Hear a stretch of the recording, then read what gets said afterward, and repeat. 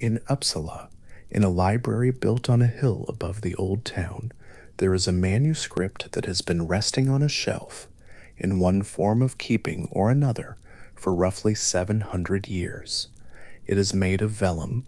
The pages are covered in a careful, practiced hand, the ink still dark, the letters of the Old Norse text still distinct and legible where the light falls across them. Outside the library's windows, the city has changed a very great deal since the manuscript arrived. The manuscript has not changed at all. This is the Codex Uppsalensis, catalogued as DG11, and it is one of the oldest surviving copies of a text called the Prose Edda, a handbook of Norse mythology compiled in Iceland in approximately 1220 CE by a scholar, historian, and politician named Snorri Sturluson.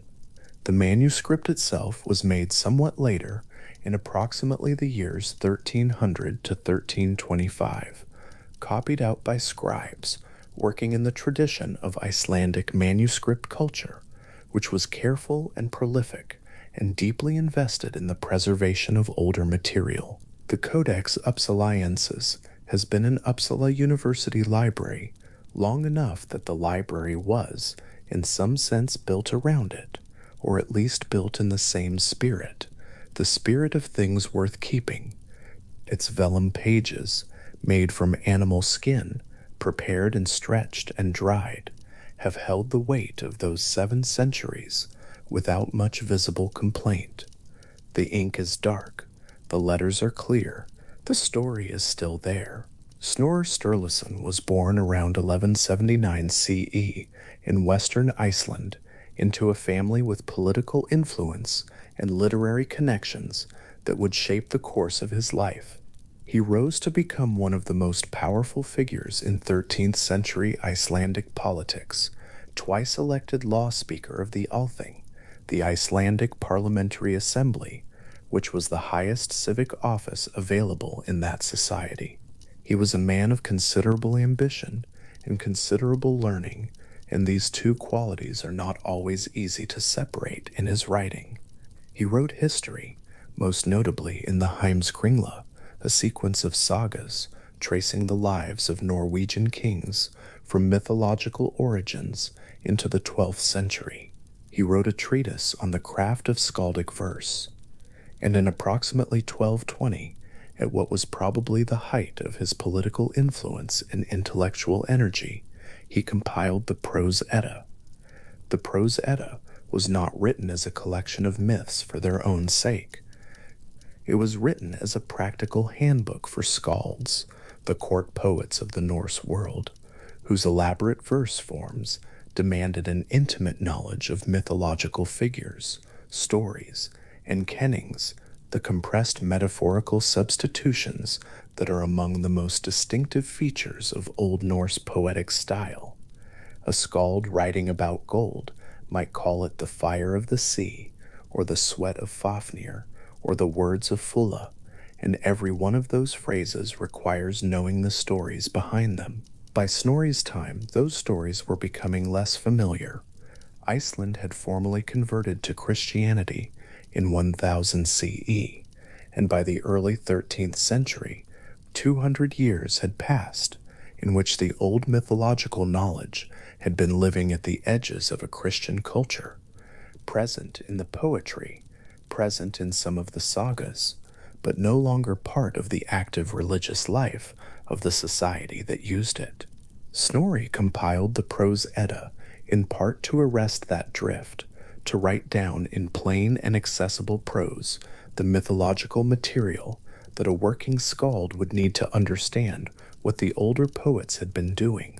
This means that when Snorri tells a story about Thor or Odin or the giants, he is doing something more complicated than simply repeating what everyone already knows.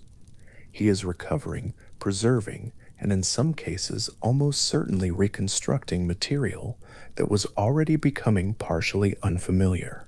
He is a Christian scholar writing about pagan gods in a Christian country that had not worshipped those gods for 2 centuries. He does this with remarkable care and apparent interest, but the cultural distance is real and worth holding in mind, not as a reason to distrust his account, but as a fact about the conditions under which it was made. The Prose Edda was composed on the far side of a religious and cultural boundary from the traditions it describes, which makes it both invaluable and interesting in the way that any translation between worlds is interesting. Something essential crossed over. Something was inevitably transformed in the crossing. The Prose Edda is structured in three main parts. The third is Hattetal, a formal poem in praise of Norwegian rulers, with Snorri's own commentary on its metrical innovations. The second is Skaldskaparmal, the language of poetry, an extended discussion of kennings and their mythological origins. And the first, the part that concerns the story resting in these pages, is the Galfaginning, a title that translates as something close to the tricking of Galfi or the beguiling of Galfi, depending on how the translator handles the ambiguity of the Old Norse verb in play. The Gylfaginning opens with a frame narrative. A Swedish king named Gylfi, curious about the power and wisdom of the Aesir, the Norse gods, sets out to visit their realm and question them. He travels in disguise, presenting himself under the name Gangleri, meaning the wanderer or the way-weary. He arrives at a great hall and is brought before three mysterious seated figures who name themselves High, Just as High, and Third. Gelfi then questions these three figures at length, and they answer him, telling him the shape of the Norse cosmos, the creation of the world, the nature of the gods, the structure of the 9 worlds, the fates of gods and humans, and the stories that fill this cosmology with life and motion. The frame narrative is, in effect, a device that allows Snorri to present an encyclopedic account of Norse mythology as a long, unhurried conversation, the questions and answers giving the material a living texture rather than the flat accumulation of a list.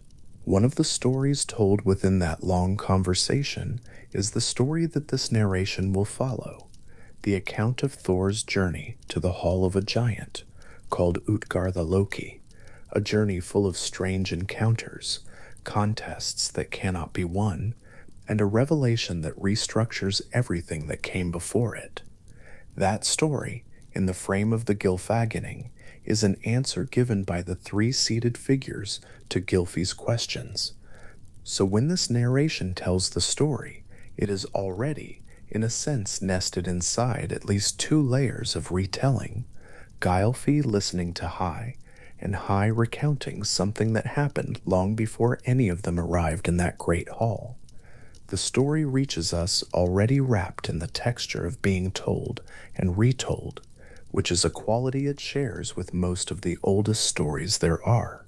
The Codex Upsaliensis is not the only surviving manuscript of the Prose Edda. There are others, each significant in its own way.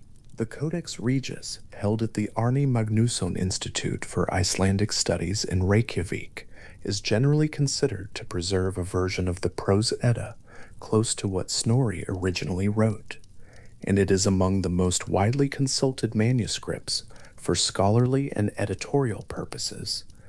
The Codex Wormianus, held in Copenhagen at the Royal Library, contains a version of the Prose Edda that includes additional material not found in all other manuscripts, including an extended discussion of verse forms.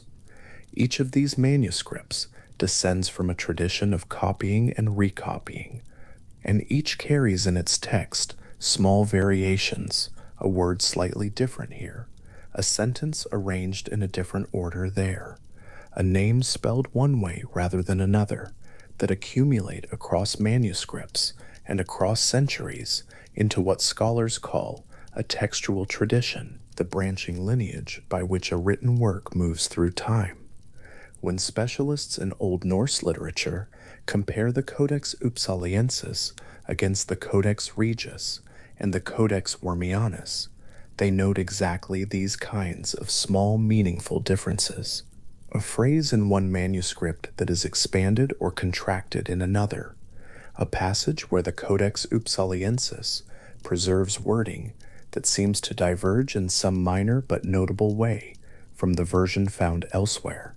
These differences are not errors in any simple sense.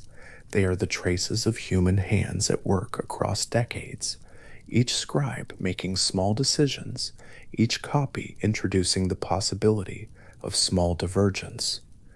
Scholars approach this the way a careful observer approaches the branches of a tree, tracing them back toward the trunk, understanding that each branch is a genuine part of the same organism rather than a deviation from some perfect original, and that the branching itself is part of the tree's nature. The Codex Upsaliensis dates to approximately 1300 to 1325 CE. This means it is approximately 90 to 100 years younger than the text it copies, made by scribes working a century after Snorri's time, in a world that was a century further from the active worship of the Norse gods.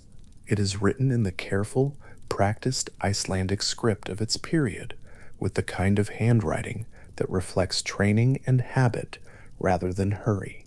The vellum pages have the particular quality of all old vellum, slightly warm in color, with a texture that light describes as it falls across the surface, the slight unevenness of an organic material that has settled into permanence over centuries.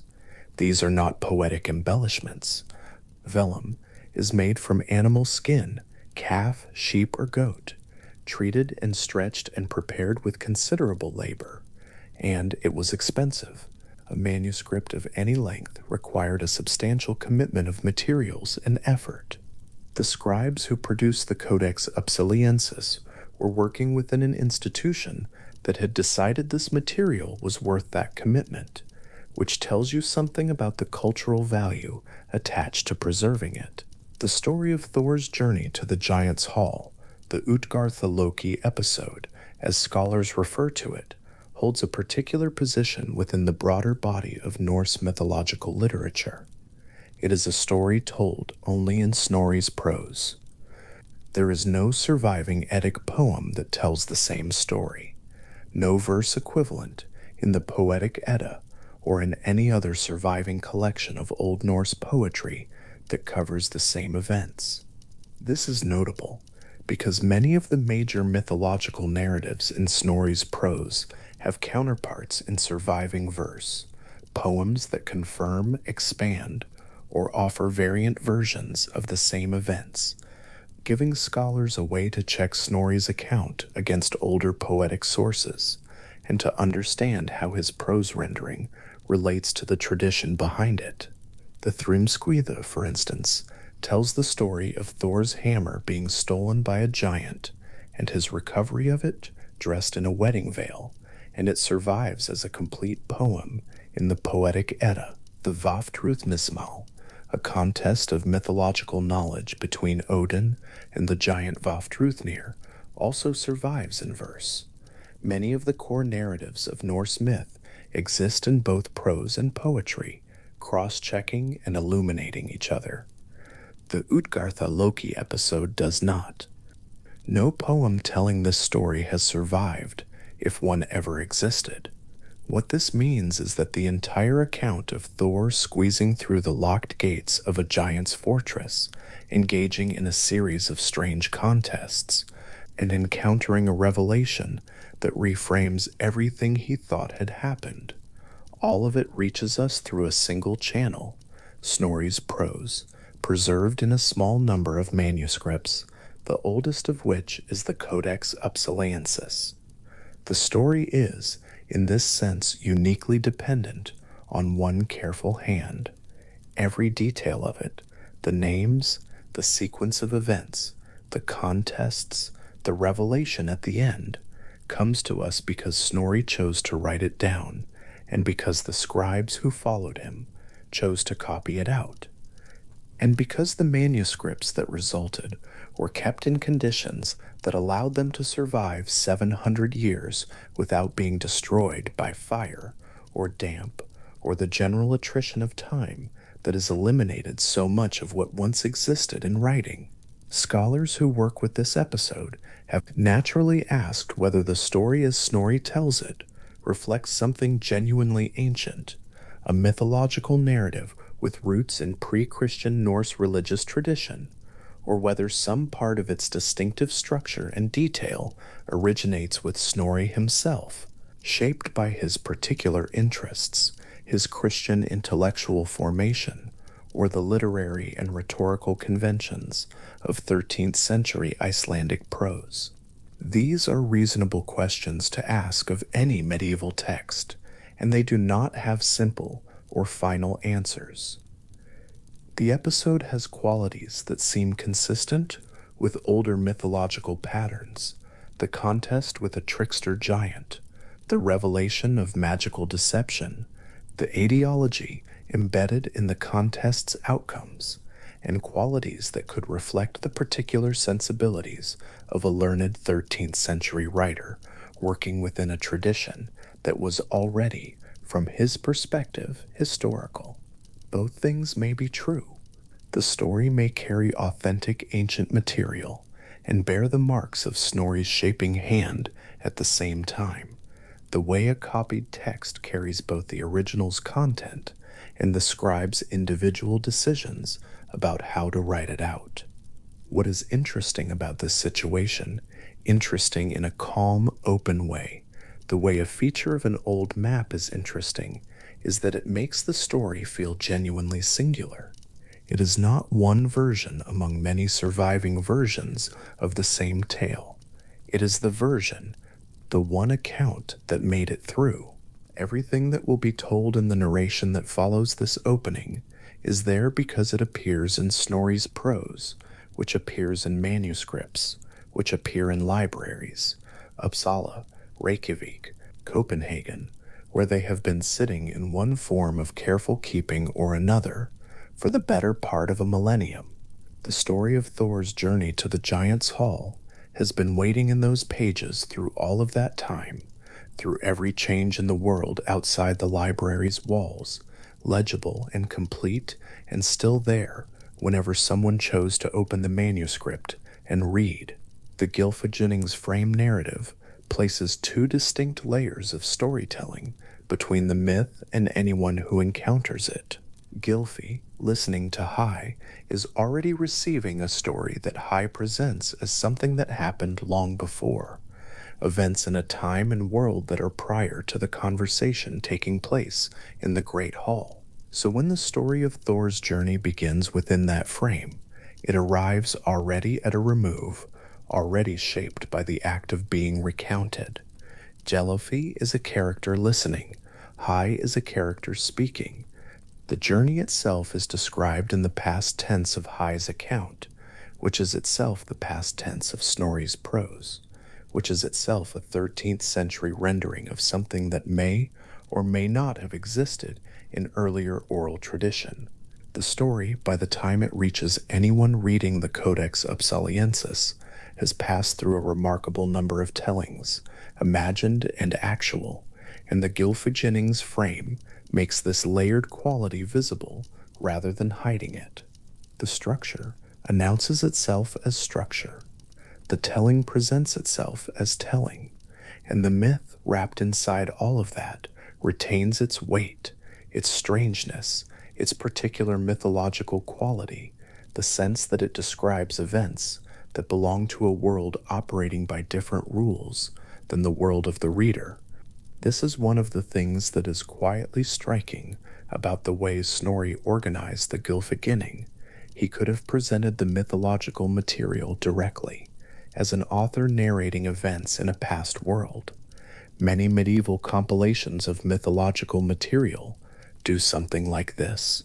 Instead, he built a frame that situates the myths inside a conversation, which situates the conversation inside a journey made by a curious king, which situates the journey inside a world of gods and illusions.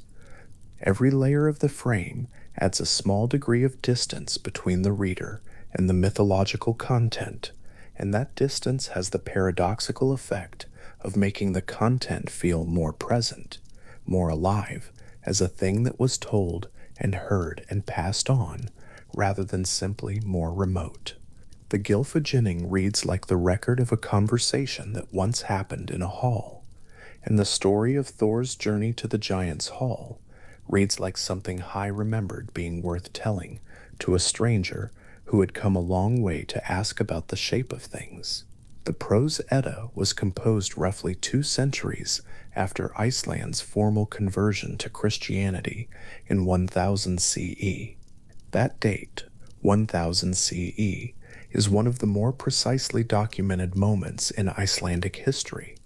The Althing's decision to adopt Christianity as the official religion of the island, with private observance of older practices tolerated for a transitional period. By 1220, when Snorri was writing, that transition was long complete. Iceland was a Christian society. Its literary culture was Christian in its institutional structures. The monasteries and ecclesiastical institutions that supported writing and copying were Christian institutions. Snorri himself was educated within this world, and his intellectual formation drew on both the learned Latin culture of medieval European Christianity and the native Icelandic literary tradition of saga writing, skaldic poetry, and oral historical narrative. Writing about the Norse gods in this context required a certain kind of care.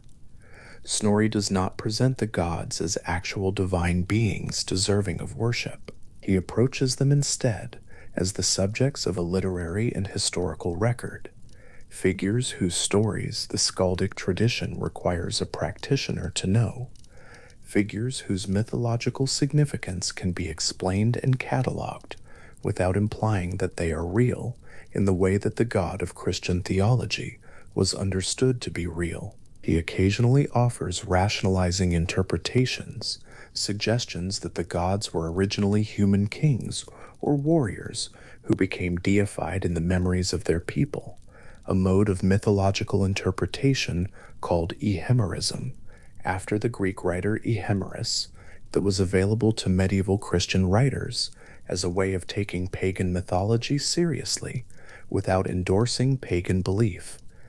Whether Snorri fully credited these rationalizations or used them as a frame that allowed him to preserve material he found genuinely interesting is a question that his writing does not clearly answer. Both things may be true at once. What is certain is that the preservation effort succeeded. The myths Snorri recorded in the Gylfaginning, including the story of Thor's journey, with its strange contests and its revelation and its vanishing hall, have survived in readable form into a world that is now some 800 years from when Snorri wrote them. They survived the conversion, the Reformation, the centuries of manuscript copying and recopying, the occasional losses and near losses of individual manuscripts, and the gradual building of the scholarly infrastructure that now studies and preserves them. They have survived in the ink and vellum of the Codex Upsalensis and its companion manuscripts, each page a small act of continuation, the words passing from one reader's hands to the next. The particular quality of this transmission, the way the story of Thor's journey reaches anyone reading it, is part of what makes the reading of it feel like something gently set apart from ordinary reading. The story has no surviving poetic version to stand alongside Snorri's prose. It has no independent textual confirmation, no verse tradition that grew up around it in the same way that other Norse mythological narratives grew into full bodies of surviving literature. It exists as Snorri wrote it, copied by the scribes who made the Codex Upsalensis and the other manuscripts preserved in libraries where careful people have been keeping it for 7 centuries. The story of Thor's journey to the giant's hall reached the world through one careful hand and has been passed forward from that single point of origin through all the time that followed. There is something in that singularity that makes the story feel worth sitting with, not because it is fragile, having clearly proven itself otherwise, but because the fact of its survival through a single channel makes the channel visible in a way that a more widely documented story would not. The vellum, the ink, the careful scribal hand, the library on the hill in Uppsala, these are the specific path by which this particular myth made it from wherever it began to wherever it is now. And wherever it is now, it is still legible. The letters are still clear. The story is still there, waiting in those pages, the same story it has been since the hand that wrote it set down the last word and moved on to the next page. The Gylfaginning is the part of the prose Edda where the myths are most fully narrated, not simply referenced or explained, as they are in the more technically oriented sections, but told in full, with the particular quality of stories that have been remembered because they were worth remembering. Gylfi's questions range across the whole of the Norse cosmos, the nature of the chief god, the structure of the world, the fates of individual gods, the mechanics of various mythological processes, and the great catastrophe that the Norse tradition describes as Ragnarok, the destruction and renewal of the cosmos at the end of a mythological time. Within this ranging encyclopedic conversation, the account of Thor's journey to Utgarda appears as a self-contained narrative, a story with a beginning, a middle, and an end, with characters who have names and motivations and a particular relationship to the world they inhabit. It reads differently from the more cataloging sections of the Gylfaginning, with a narrative momentum that suggests it was drawing on something that already had the shape of a story, rather than simply being assembled from disconnected mythological facts. What gave it that shape, whether it was a story that had circulated in oral tradition before Snorri encountered it, or whether the shape is substantially Snorri's own literary achievement, or some combination of both, is genuinely uncertain. Scholars have argued all three positions with varying degrees of conviction and varying quality of evidence. The uncertainty is real, and like most genuine scholarly uncertainty, it is more interesting than a false certainty in either direction would be. A story whose origins are fully traceable, every step of the transmission documented and verified, is a different kind of object than a story that comes to us from a particular time and place through a particular careful hand, and cannot be fully traced beyond that point. Both kinds of objects exist in the literary historical record. This one is the second kind. The Codex Uppsaliensis in Uppsala University Library is a physical object. It has weight and texture and a particular smell, the way all old manuscripts do. Its pages have been turned by hands across many centuries. Scholars, students, librarians, readers of various kinds, each encountering the same text through the physical surface of the same vellum. The ink that was applied to those pages in approximately 1300 to 1325 has not faded to illegibility. The Norse words set down by the scribes of that era, the names of the gods, the names of the giants, the careful prose describing events in a world that had passed before the manuscript was made, are still there, still readable, still carrying the shape of the story Snorri assembled in the 1220s from whatever material was available to him. The story of Thor's journey to the Giant's Hall exists because of that chain of preservation. It exists because scribes in Iceland in the early 14th century copied it out onto prepared vellum with practiced, careful hands. It exists because libraries developed the institutional knowledge of how to keep such things. It exists because the particular manuscript designated DG11 survived the centuries intact, neither burned nor lost, nor so damaged as to be unreadable. And it exists most originally because Snorri Sturluson, politician, scholar, poet, and occasional manipulator of Icelandic political life, sat down in the 1220s and wrote in prose, in language that any Norse speaker of his time could follow, a version of the mythological tradition he had inherited, including this particular account of a journey east through a vast dark forest into a fortress at the outer edge of the ordered world, where things were not what they appeared to be, and where the strongest god in the Norse cosmos encountered something he could not lift, something he could not outdrink, and something he could not walk away from, before turning to find that the fortress itself had ceased to exist. That story is the one resting in these pages, in Uppsala, in careful medieval script, the ink still dark after 700 years of keeping. And because it exists nowhere else, in no surviving poem, in no other prose account, in nothing that predates Snorri's own careful hand, it comes with the particular quality of something that was very nearly not preserved at all, and was, and has been waiting ever since to be read. Tangrisnir and Tangjost were laid out on the farmyard ground at the close of evening, their red hides spread flat on the cold earth, and every bone from the meal arranged on the skin with the careful patience of a ritual performed many times before.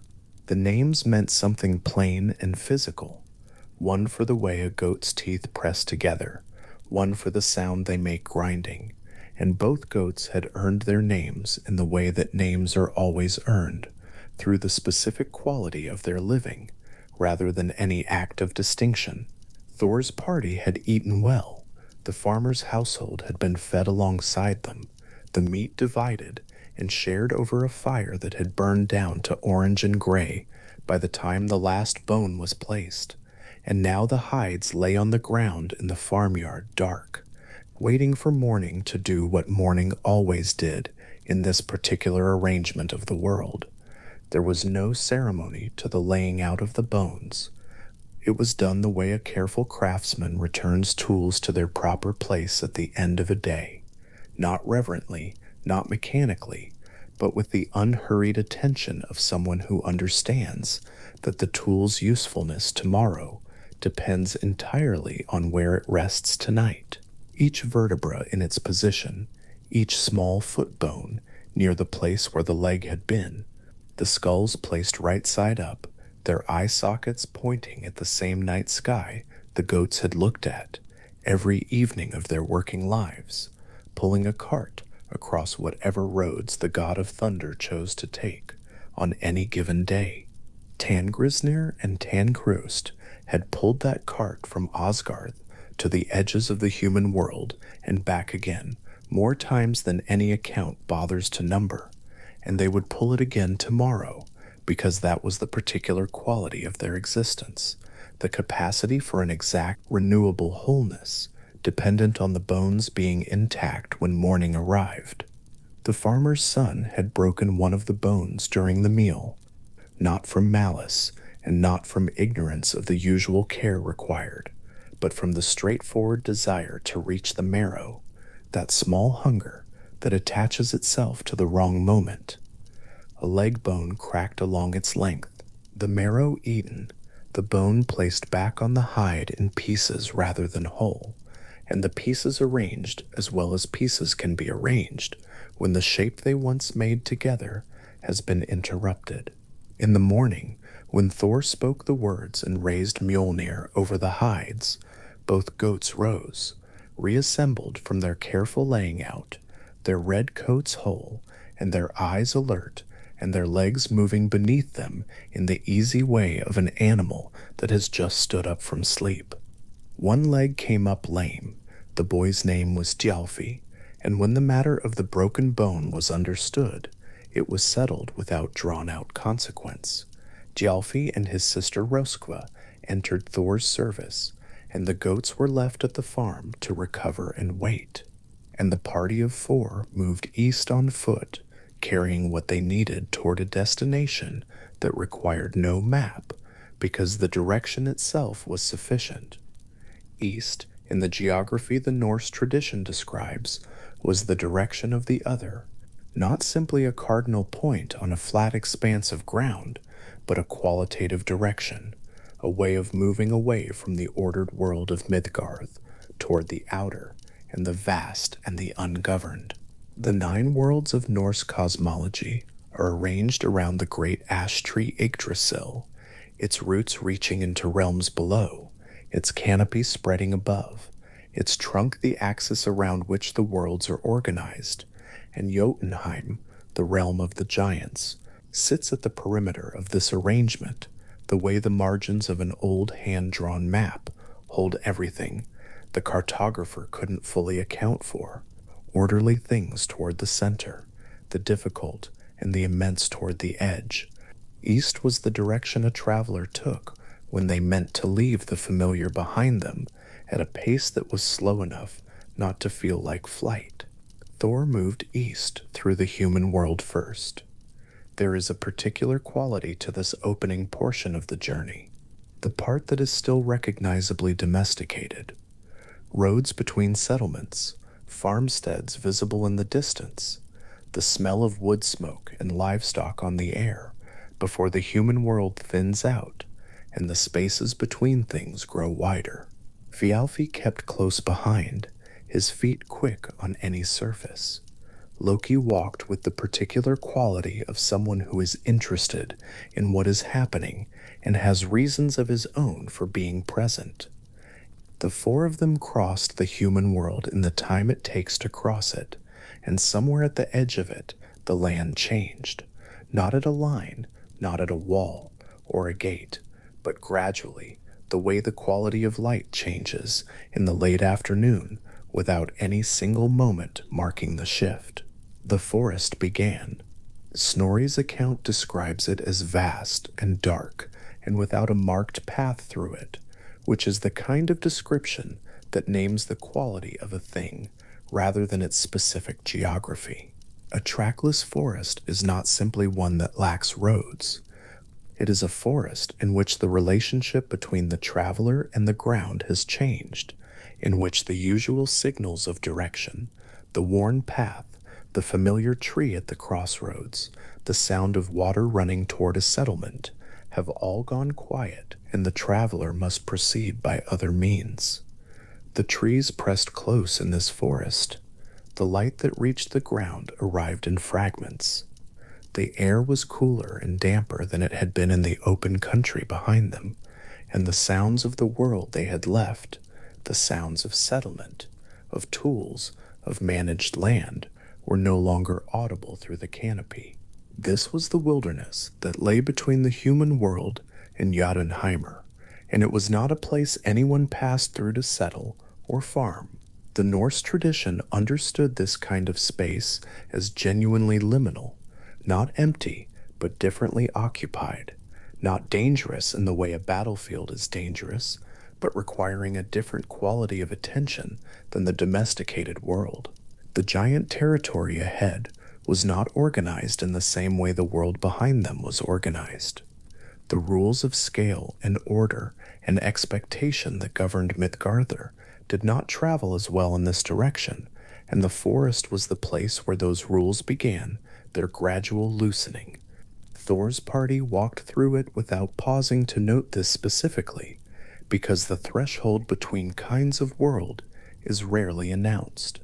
It is simply passed through, and the recognition comes afterward, if it comes at all. The forest gave way eventually not to open land, but to the eastern edge of a different kind of terrain, wider, starker, the kind of ground that has always existed beyond the perimeter of the managed and the mapped. By the time the light was failing again, the party had covered a considerable distance, and the farmyard where the goats rested on their careful hides was very far behind them. Thor's companions were tired in the way that travelers are tired, after a day of walking without landmarks to mark their progress, not exhausted, not distressed, simply ready for shelter and sleep, in the way that every body is ready at the end of a day of honest movement through large country. The structure they found in the dark was large, This requires a moment to sit with, because the scale of it was not immediately comprehensible at the moment of finding. In the dark, in an unfamiliar landscape, a large structure is simply a large structure, something with walls and openings, something that provides shelter from whatever the night brings. The opening they found was wide enough to enter easily, which suggested a building of significant size, and inside were several rooms, the rooms of decreasing size, moving toward the back, and the party settled in the smallest of these and slept. There was a sound outside during the night, a low, continuous sound, too steady to be alarming, felt more than heard, the kind of sound that becomes part of sleep rather than interrupting it.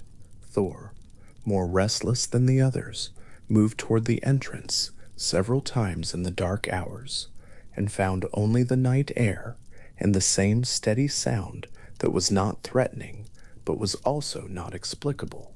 In the morning light, the structure became comprehensible in a way it had not been in the dark. It was a glove, an enormous glove, the kind that a hand very much larger than any human or god hand would wear on a cold morning before setting out across a large landscape. The room the party had sheltered in, the smallest, set apart, shaped differently from the others, was the thumb. The other rooms were the fingers. The material of its walls was the leather of the glove's construction, worn and supple, the interior still carrying the warmth of what had worn it last.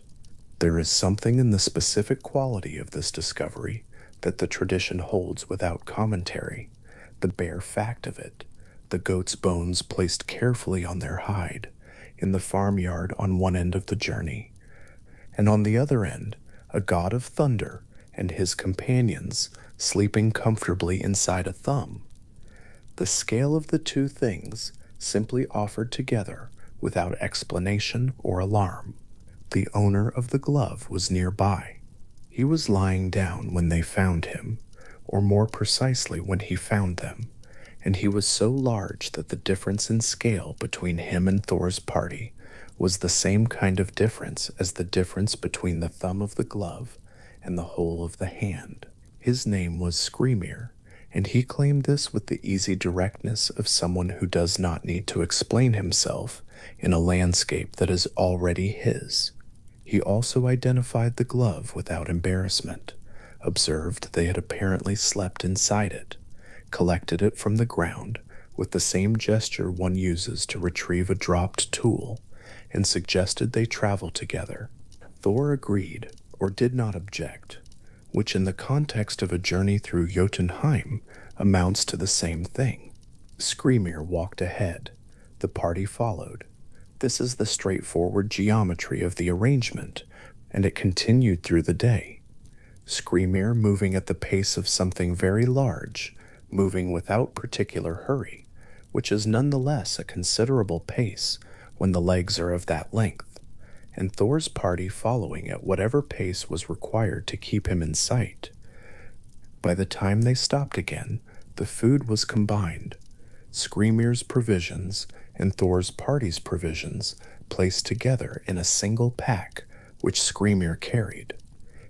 When evening settled and the giant lay down to sleep, the pack was beside him, and Thor found that the knots securing it could not be loosened. The laces that held the pack closed were tied in a way that Thor's hands, which were the hands of a god capable of wielding Mjolnir across the breadth of any battlefield, could not untie. The party ate what they had carried separately on their own persons and watched the giant sleep. Skrymir's snoring was the low, continuous sound from the night before, the one that had been felt more than heard, the one that had settled into the background of sleep without demanding attention. Up close, it had more presence. Thor did not sleep that night, or not for long, and Mjolnir was in his hands before the darkest hours had passed. He crossed to where the giant lay and brought the hammer down. In the account Snorri preserves, this strike was full force, not a warning, not a measured blow, but the kind of strike that splits stone and flattens mountains in the tradition's understanding of what Thor's hammer is capable of doing. Skrymir stirred. He opened one eye and asked, mildly, whether a leaf had fallen on him. Then he went back to sleep. There is a quality to this moment that the tradition holds with particular care. The god of thunder delivering his absolute force against something that receives it as a minor irritation and returns to sleep. It is not framed as humiliation. It is not framed as comedy exactly, though there is something in the geometry of it that occupies the same space as comedy. It is more like watching someone apply the full force of their considerable ability to something that exists at a completely different scale, and observing that the scale itself is the difference. The hammer had landed exactly where it was aimed. The force had been fully delivered. The result was a question about leaves. Thor struck twice more through the remaining hours of darkness. The second blow was delivered in what the account suggests was genuine certainty that this time the force would register differently, harder, more precisely placed, aimed at the side of the giant's face where the cheekbone would be if the face were of ordinary proportions. Skrymir moved slightly, raised a hand to the spot, asked whether an acorn had fallen. The third strike was the most deliberate of the three. Thor standing with both hands on Mjolnir, choosing the angle with the attention of someone who has now understood that the previous approaches were insufficient and is making a final, considered attempt. The hammer came down at the temple. Skrymir sat up, touched the spot, observed that birds nesting in the tree above must have dislodged something, looked at the lightning sky, and announced that it was morning and that the way ahead led to a place called Utgard, where a figure named Utgarda-Loki held the hall of the giants. Skrymir offered advice. He suggested, with a quality of flat directness that carried neither warmth nor malice, that the party might wish to reconsider their direction, because the beings inside Utgard were considerably larger than Skrymir himself. And what Skrymir had to say about this was offered simply as information, the way a local resident might inform a traveler about the elevation of the terrain ahead. The giant then turned north, which was the direction away from Utgard, and moved away through the landscape until he was no longer visible, and the party stood in the morning light, with Mjolnir in Thor's hand and the eastern horizon ahead of them, and the pack still nodded, still containing whatever it contained, apparently forgotten and left behind. The plain that stretched eastward was wide and flat in a way that plains in the human world are not always wide and flat, without the interruptions of settlement, without the visible signs of land being managed or lived in. The ground simply extended toward a horizon that seemed marginally farther away than it should have been. Walking this kind of landscape has a particular texture to it. The way effort is constant, but progress is difficult to measure, because there are no landmarks to move past, and no features to triangulate against. The four travelers moved eastward through the morning. The air was cold and clear. The sky was the gray-blue color of sky at the edge of a climate that does not deal in warmth for its own sake. Thialfi's feet found the ground easily, his swiftness the same on any terrain, and he moved slightly ahead and waited in the easy way of someone for whom pace is never the limiting factor. They saw Utgard long before they reached it. This is worth dwelling with for a moment, because the tradition describes the fortress as very large, so large that looking up at it from directly beneath its walls required tilting the head back to an angle that felt like looking at the sky rather than at a building. A fortress so large that it becomes a feature of the landscape rather than a structure placed within it, visible from the kind of distance that makes individual buildings disappear, and only mountains and ridgelines remain legible. It sat on the plain, the way a mountain sits on a plain, with the settled permanence of something that was there before travelers began arriving and would be there after they stopped. The walls were stone. The towers were high enough that the details of their upper courses were not individually distinguishable from the ground. The gate faced the direction the travelers were coming from, as gates tend to, and it was closed. The approach to it took time. This is the character of very large structures. They remain at approximately the same apparent size for longer than expected as one approaches them, because their scale defeats the usual mechanism by which things grow larger as the traveler draws close. Utgarda grew in the traveler's field of vision, but slowly, and then all at once the walls were simply there, enormous, cold, the individual stones much bigger than any stone in any building. Thor's companions had seen in the human world, fitted together with the close precision of construction that does not need mortar, because the weight and angle of each piece holds it in relation to the next. The gate was iron. Its bars were thick as old trees, and spaced with the distances that made sense for beings of the size that lived inside, which was not the distance that made sense for Thor or for any of his companions. The gate was locked. It was locked exactly, but it was simply closed in the way that a gate is closed when it was built for inhabitants of a particular scale, and those inhabitants are inside and have not arranged for visitors of a different scale to enter easily. Thor tried it. The gate did not move. This is not recorded as a moment of significant effort or drama. It is simply the observation that the gate was in the position gates are in when they are closed, and the mechanism by which it would open was not accessible to beings of his size from this side. The bars were there. The spaces between the bars were there.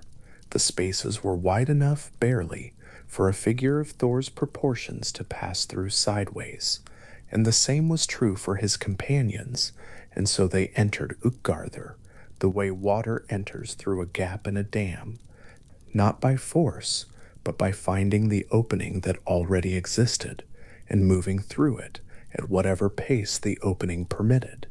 Inside was a very large building, and inside the building were giants. They sat along benches that ran the length of the hall, in the way benches run the length of any hall, and their conversation was at the level of conversation in any hall, continuous, low, the sound of many voices producing the particular quality of noise that large gatherings in large buildings produce, where individual words are only distinguishable. Close up and everything beyond a certain distance becomes a general sound of occupation and presence. The giants were large in the way Skrymir had been large, and in the way the tradition positions Jotunheimer at the perimeter of the ordered world, not impossibly large, not so far beyond scale that the mind simply refuses the information, but large enough that the proportional difference between them and Thor's party was immediately and continuously apparent as the party walked up the center of the hall toward the figure seated at its far end. Utgarda-Loki sat at the high seat. He looked at the approaching party with the particular quality of attention that a host gives to guests who have arrived without announcement in a hall that was not designed with their dimensions in mind. Not unwelcoming, exactly, but not the attention of a host who is surprised or whose expectations have been exceeded. The tradition holds that he recognized Thor. He said so in the manner of someone noting a fact they had already considered and set aside, that this was the famous Asgard Thor, and that he appeared smaller in person than stories had suggested. He said this without heat. He said it with the unhurried certainty of a host who is operating on home ground and is accustomed to conducting these evaluations. Then, having established the terms by which the visit would proceed, he asked the customary question of the mead hall. What skills did the visitors bring, and in what contest would they choose to demonstrate them? Loki answered first, which had its own particular quality. He said he could eat faster than anyone present, which is the kind of claim that is either immediately testable or not worth making, and Utgarda-Loki acknowledged it with the same unhurried attention he had given everything else and arranged for a trough to be prepared. Thialfi offered his speed on foot and received the same flat acknowledgment. Thor, whose particular qualities are not small in any tradition's accounting of him, made several of his own claims over the course of what followed, and each claim was received with the same courtesy that Utgarda-Loki extended to everything, the courtesy of a host who has seen this particular caliber of visitor before, and finds them interesting enough to proceed with, if only to see how things turn out. The hall stretched around them, its ceiling high enough that the smoke from the central hearth had room to diffuse and thin before it reached the roof beams, its floor flagged with stone that had been fitted carefully and settled over many years into the solidity of a floor that expects to bear enormous weight without complaint. The benches on either side held their occupants in the way that benches in any hall hold the people who sit on them, except that the occupants were the size of what they were, and the bench opposite where Thialfi would run his race was already occupied by a young man sitting with the particular stillness of someone who has been waiting for this and is not nervous about what is coming. The trough for Loki's contest was laid out along the center of the hall, full to its wooden edges, the length of it considerable, the two positions at either end already established by the implicit geometry of the arrangement, two figures eating toward each other from opposite ends, the middle of the trough as the measure of who arrived there first. Snorri's account of what happened in that hall is told with the same deliberate, unhurried pace that characterizes the whole of this episode, not lingering over individual moments for dramatic effect, not compressing events to arrive quickly at the resolution, but proceeding through each element in the order it occurred, with the confidence of a narrator who knows the shape of the whole and is not worried about the listener keeping up. There is something in this quality that belongs specifically to the kind of story that has been told many times, where the teller knows it well enough not to be concerned about losing their place, where each detail has been given its position in the sequence and stays there without requiring emphasis to mark its importance. The hall and its inhabitants and its unusual host had the same quality of settled permanence as the walls outside, there before the travelers arrived, organized according to rules that were already in place, waiting with the patience of something that has always known how this would go. Outside the walls, in the direction the party had come from, the plain was still and flat and cold in the way of the outer lands, and the morning they had crossed it was already some distance back in time. Skrymir had turned north and disappeared. The knotted pack was somewhere behind them on the ground. 3 hammer strikes had been delivered in the dark and received without perceptible effect, and the god who had delivered them was now standing in the middle of an enormous hall in a fortress at the outer edge of the ordered world, at one end of a long stone room full of giants, about to discover what contests in this place were like when the rules of scale and form and apparent identity were running differently from how they ran in the world behind him. Thor's hands held Mjolnir in the loose carry of someone not actively using it, which was not the grip of someone who expected to need it momentarily, but was also not the grip of someone who had set it aside. The hall received them in the way that halls receive travelers who have passed the threshold and stated their business and are now part of whatever the hall makes of its evenings. Utgarda-Loki watched from the high seat. The giants on the benches directed their attention toward the center of the room, where the trough lay ready and the contests were about to begin.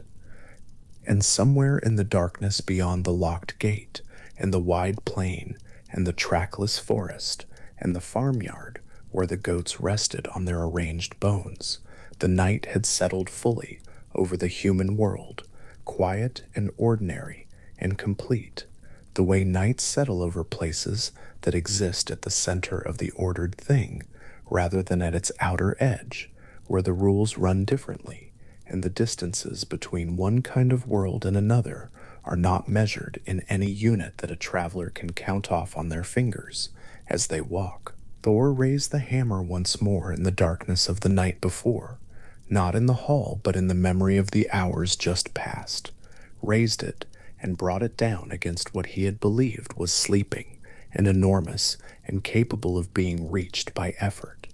3 times the blow had landed. 3 times the night had absorbed it without difficulty. 3 times the thing struck had asked, mildly, whether something small and weightless had disturbed it, and returned without urgency to the particular stillness of sleep. The hammer was still in his hand. The effort had been complete and fully given. The response had been the same every time, not resistance, not opposition, but the vast, untroubled indifference of something that exists at a scale where even the strongest effort registers as a leaf falling, an acorn dropping, a bird adjusting its position in a tree somewhere overhead, the night returning to its settled quiet, as if nothing had touched it at all. The bars of Utgarda's gate were cold against the hands, cold against the shoulders, cold in the particular way that iron is cold when it has been standing in the open air for a long time and has taken on the temperature of the ground beneath it. The gate itself was enormous, tall enough that its upper bars dissolved into distance rather than ending clearly, wide enough that the gap between any 2 bars was itself a passage of sorts, though only just. Thor pressed through sideways, turning one shoulder forward and then the other, the iron unyielding on either side, the gap barely accommodating the breadth of him. It was not a dramatic entry. It was a slow and slightly awkward one, the kind of arrival that requires more patience than ceremony, more physical adjustment than announcement. The gate had not been locked against them out of hostility. It had simply been built for a different scale entirely, and its mechanism, whatever that mechanism was, had never been designed to open for figures of their particular dimensions.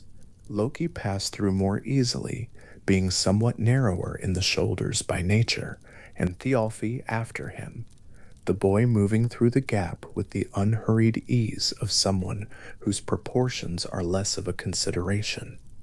The 3 of them stood inside the gate for a moment, and what lay before them was not a courtyard, or a forecourt, or any kind of transitional space, but the hall itself, immediate, vast, and lit from within by sources that could not be clearly identified from the entrance. The hall of Utgard stretched ahead in the way that very large interior spaces stretch, not so much long as deep, the far end existing as a suggestion rather than a clear boundary, the benches along either wall, running back into a middle distance that had its own particular quality of dimness despite the light. The Norse tradition describes the hall in terms that are spare and physical, the way Snorri's prose tends to be spare when what it is describing is already striking enough without elaboration. The benches were filled. Along both walls, on the long, low benches that stretched toward the far end of the hall, giants were seated. The word for what was on those benches is worth sitting with for a moment, because it is simply giants. Jotnar, in the older form, the term the tradition uses for the race of beings who inhabited the outer worlds before and alongside the gods, vast in scale and various in nature, neither simply monsters nor simply people, but something that the tradition held at a particular angle, understood as belonging to a different order of existence than the Aesir or the humans of Midgard. They sat along the benches the way people sit in a mead hall, in conversation, with their cups, their voices low and continuous in the way that the combined sound of many separate conversations becomes a kind of texture rather than a collection of individual exchanges. Again, their cups were large. The detail is not underlined in Snorri's account, but it doesn't need to be. Everything in the hall was large in the proportion that its inhabitants required, and its inhabitants required proportions that made the cups on Thor's table at home, large as those were, seem like something a child might use. Thor's party walked up the central aisle between the benches. The image that offers itself here is one that Snorri does not make explicit, but that the architecture of the scene creates on its own. Three figures moving between two long rows of seated giants, each figure on the benches larger than the last, would have seemed if encountered alone, the perspective of the hall collecting all of that scale into a single sustained encounter rather than a series of individual ones. It is the quality of walking up the nave of a very large cathedral, where the space above and on either side is so much more generous than anything a human body requires, that the body itself begins to feel like a detail rather than the point. The giants on the far benches could not have heard immediately what was announced at the entrance. The hall was too long for sound to travel it at once. They would have had to wait, in their continuous low conversation, for whatever the small figures at the entrance were saying to reach them. The hall's proportions were a kind of argument, though not a hostile one. They simply described, through architecture, the nature of the place. Utgarda sat at the outermost edge of the ordered cosmos, beyond the wilderness and the ocean, in the liminal zones that separated the world of gods and humans from the world of the immense and the very old. The fortress existed where the constructed world ran out, where the enclosures of Asgard and Midgard, those carefully bounded realms whose names carried in their very syllables the idea of an enclosed and maintained space, gave way to whatever lay beyond the last boundary. Utgard's name carried its meaning openly. Ut and Garth, outer and enclosure, outer, enclosure. The enclosure that is outside. Any speaker of Old Norse hearing that name for the first time would have understood immediately what it meant to stand inside it, because the name itself announced the nature of the place. This is the enclosure at the edge of everything that has been ordered, and what surrounds it is not ordered at all.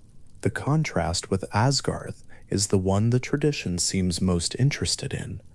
Asgard, the enclosure of the Aesir, the bounded realm of the gods, defined partly by its walls and the long history of their making and remaking.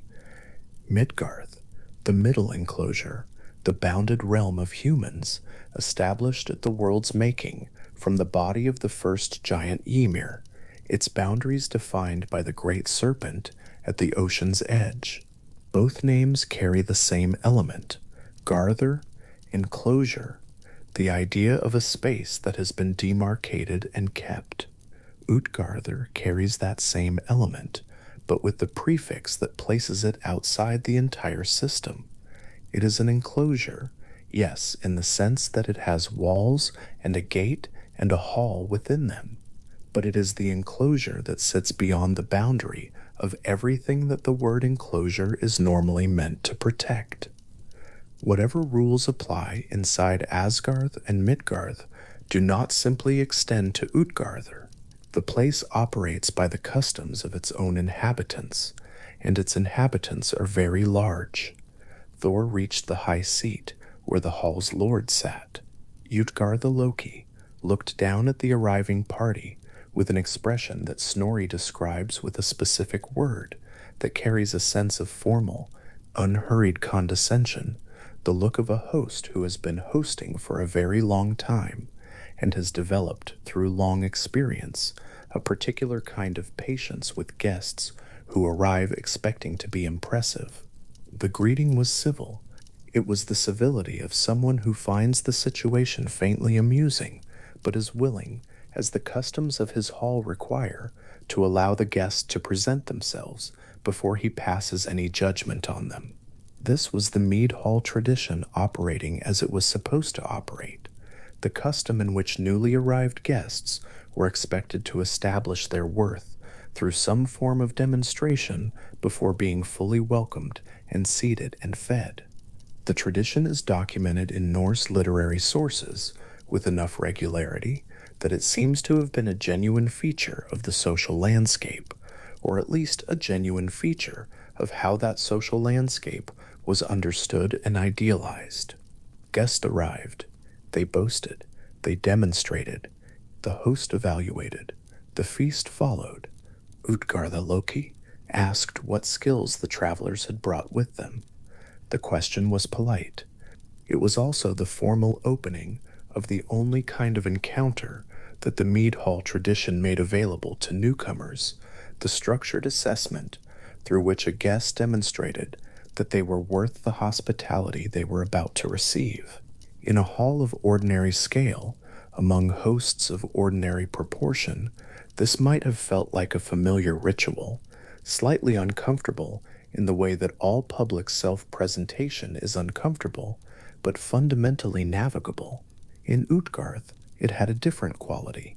The travelers were small, visibly so, in a way that made the usual terms of the boasting exchange feel somewhat different from the outside. But the ritual was the ritual, and the lord of the hall had asked. The name Utgarda-Loki requires a little attention, because it is one of the tradition's genuinely interesting coincidences, or genuinely interesting arrangements, depending on how one reads it.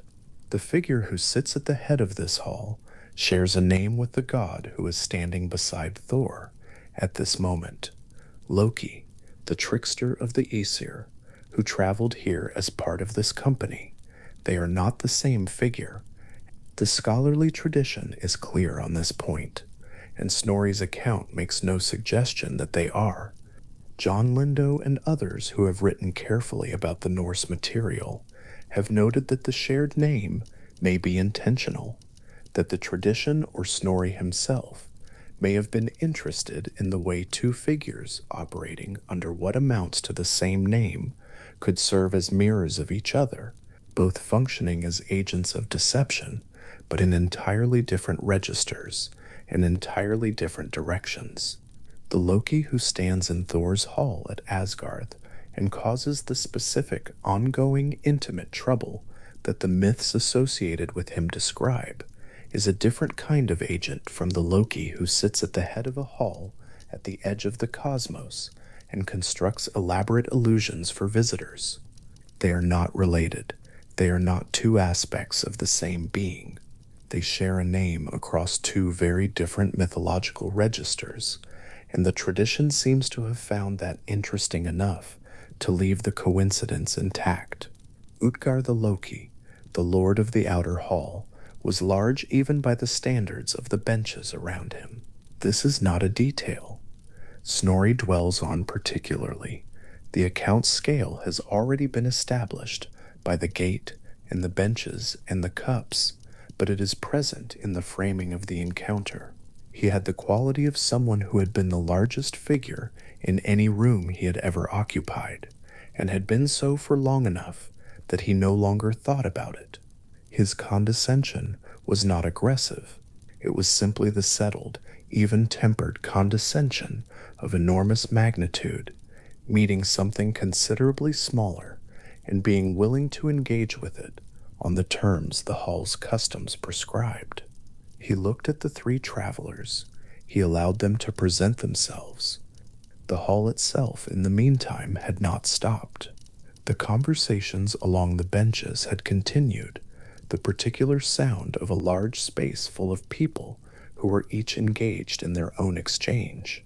The giants on the far benches had by now received the news of the new arrivals. Some of them had turned to look. The attention was not hostile. It was the interested attention of a room that has been offered something new and is willing to see what the new thing does before deciding how to receive it. A mead hall in the Norse tradition was a social engine. It ran on the fuel of demonstration and response, boast and counterboast, claim and the test of claim.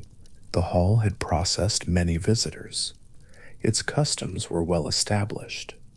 The small figures at the far end of the long room were the hall's newest material, and the hall was patient.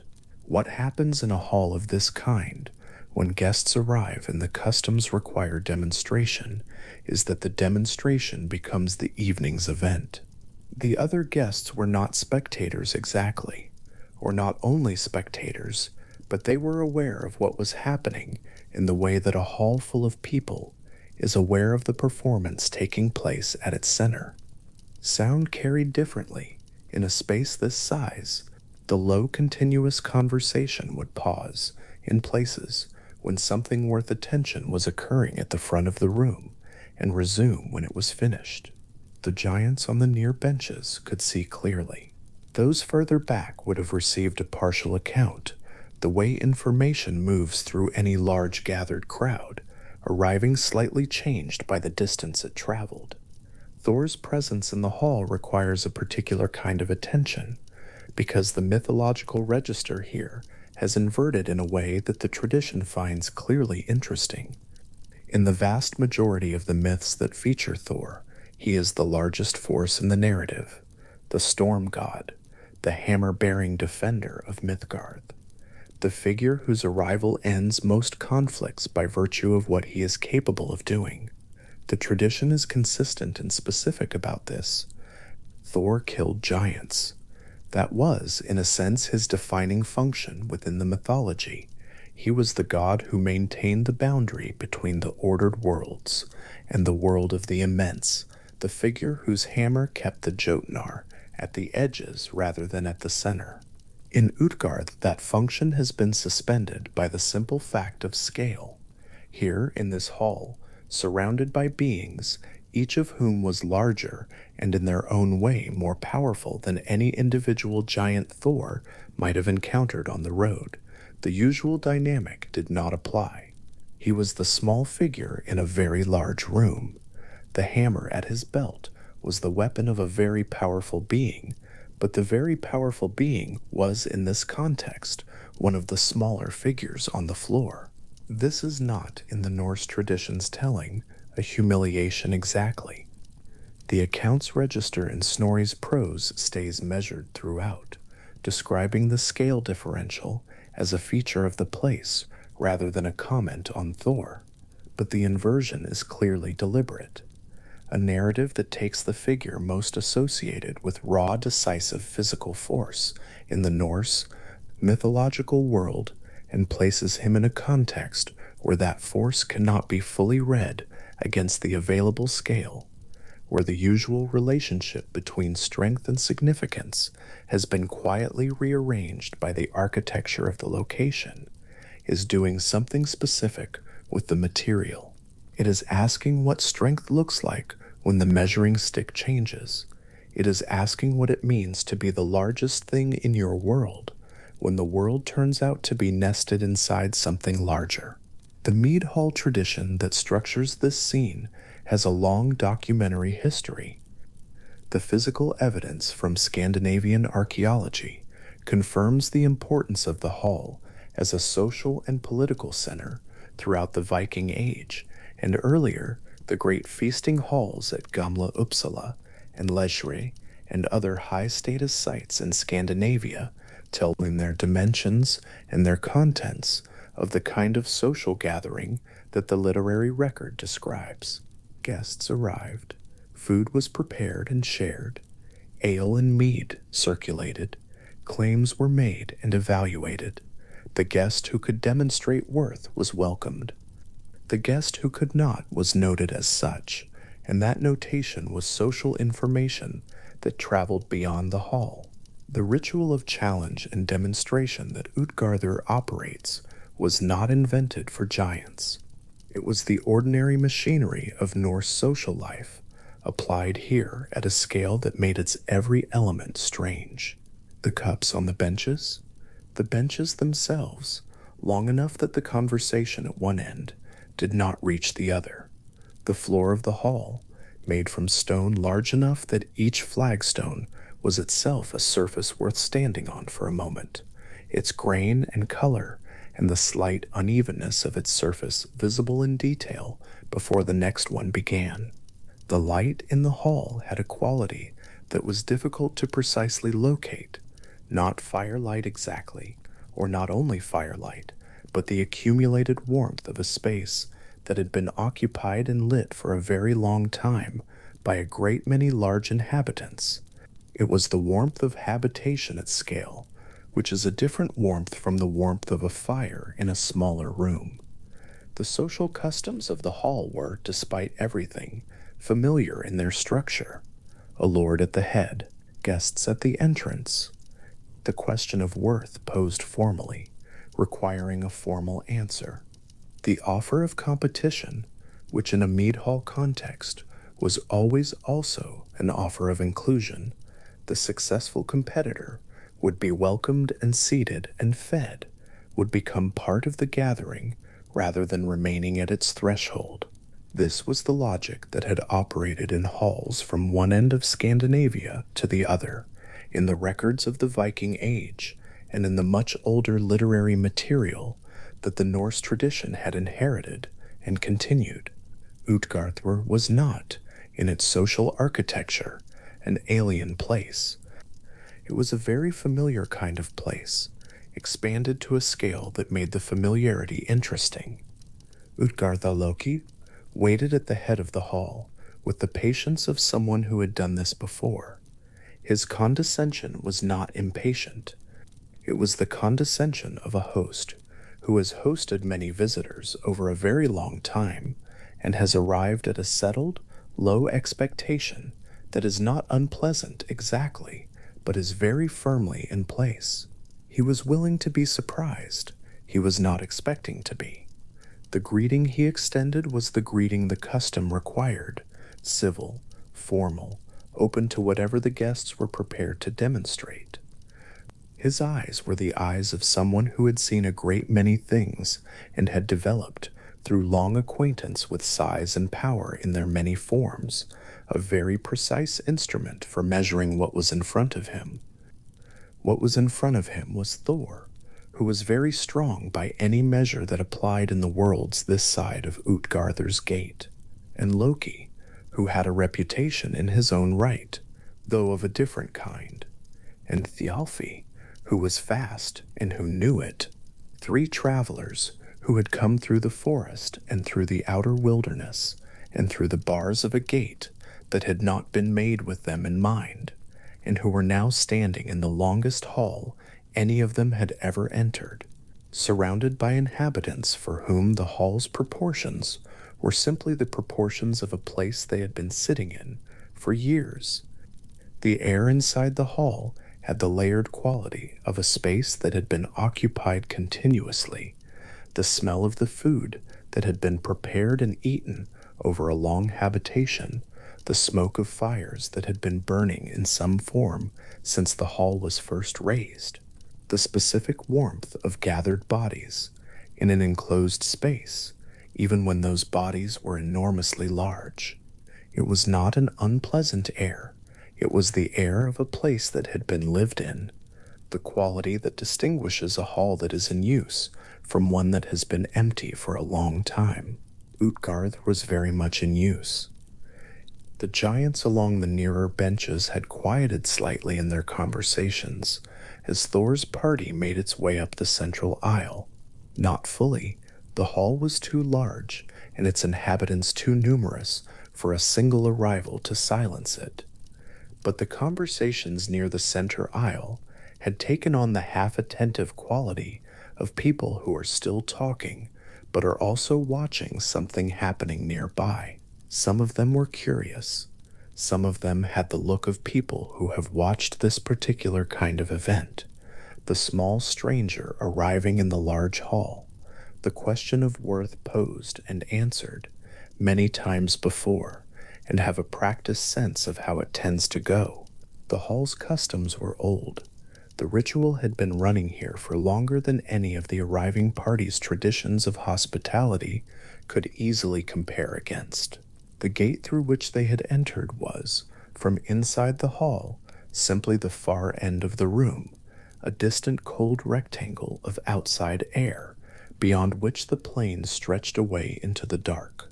The bars that had required such careful sideways passage were not visible from here. What was visible was the depth of the hall, the length of the benches, the distance between where Thor stood and where the conversation on the far benches was still continuing, quiet and unhurried, the low continuous sound of many large beings in comfortable conversation about things that had nothing to do with the small figures at the near end of the room. Utgarda-Loki's greeting was direct and unhurried. The customs required that he offer the visitors a chance to demonstrate whatever skill they had brought with them, and he offered it. He asked, in the way that a host with very settled expectations asks, what the travelers could do that might be worth the attention of his hall.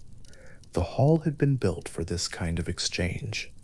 Its length accommodated the back and forth of challenge and response. Its benches provided the audience that the ritual required. The floor, those large cold flagstones, provided the surface on which whatever demonstration was offered would take place. Everything in the space was scaled to the inhabitants of the benches, and the inhabitants of the benches had been conducting this ritual for long enough that they knew exactly what to expect from it and exactly how to watch it. The Norse mythological tradition, in the various forms it took before and during and after Snorri's recording of it, had a particular interest in contests of this kind, in the question of what wins when two things are set against each other, and what the answer to that question reveals about the nature of the two things compared. The tradition's gods competed with each other and with giants and with humans and with the cosmos's more abstract forces, and the outcomes of those competitions told the tradition something about what was true at the level of deep structure, rather than just at the level of the story. A contest between a god and a giant is not only a test of strength, it is a probe of the nature of what gods are, what giants are, what the difference between them amounts to when it is put under pressure.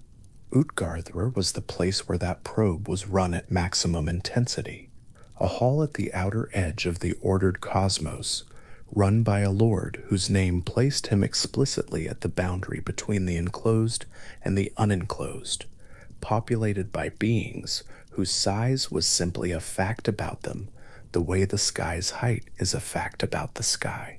Thor and his companions had arrived in the one place in the Norse mythological world where the usual terms of comparison had been revised in a way that the usual terms could not account for. The measuring was going to happen here, in this hall, by the standards this hall had set. The results, whatever they were, would mean something. The custom of the hall required that whoever claimed worth must demonstrate it. The demonstrations were what the evening was going to be. Utgarda-Loki sat at the head of the room with his settled, patient, mildly interested expression, and the hall waited in the way that large, familiar spaces wait, without urgency, without anticipation exactly, with the particular quality of a space that has held this kind of event before and will hold it again, and finds each iteration worth paying attention to without needing to be surprised by it. And so the place name carried itself forward from here, Utgath, outer enclosure, the word that announced its own position in the architecture of the Norse cosmos, the way a map label simply states the name of the territory without explaining what the territory is like, because the name is already the explanation.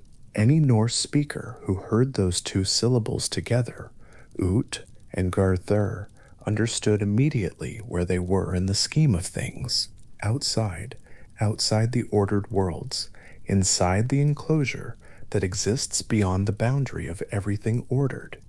The tradition held that the cosmos was structured around boundaries and enclosures, around the careful demarcation of spaces that had been made and maintained against the constant pressure of the vast and the unmade that surrounded them. Asgard-Thur was maintained, Midgard-Thur was maintained. The boundaries between them and what lay outside were the subject of ongoing mythological attention, defended in the various ways the tradition described defense, by gods whose functions included the maintenance of those edges. Utgard was what existed when those edges were passed. It was not chaos exactly.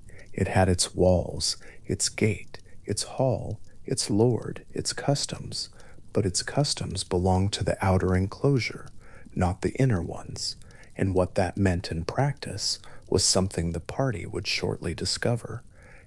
The hall's lord looked down at his visitors from the height his proportions gave him, in the way that the very large look down at the comparatively small, not with cruelty, not with contempt in its active form, not with cruelty, not with contempt in its active form, but with the settled awareness of a size differential that has been constant for long enough to have become simply the way things are.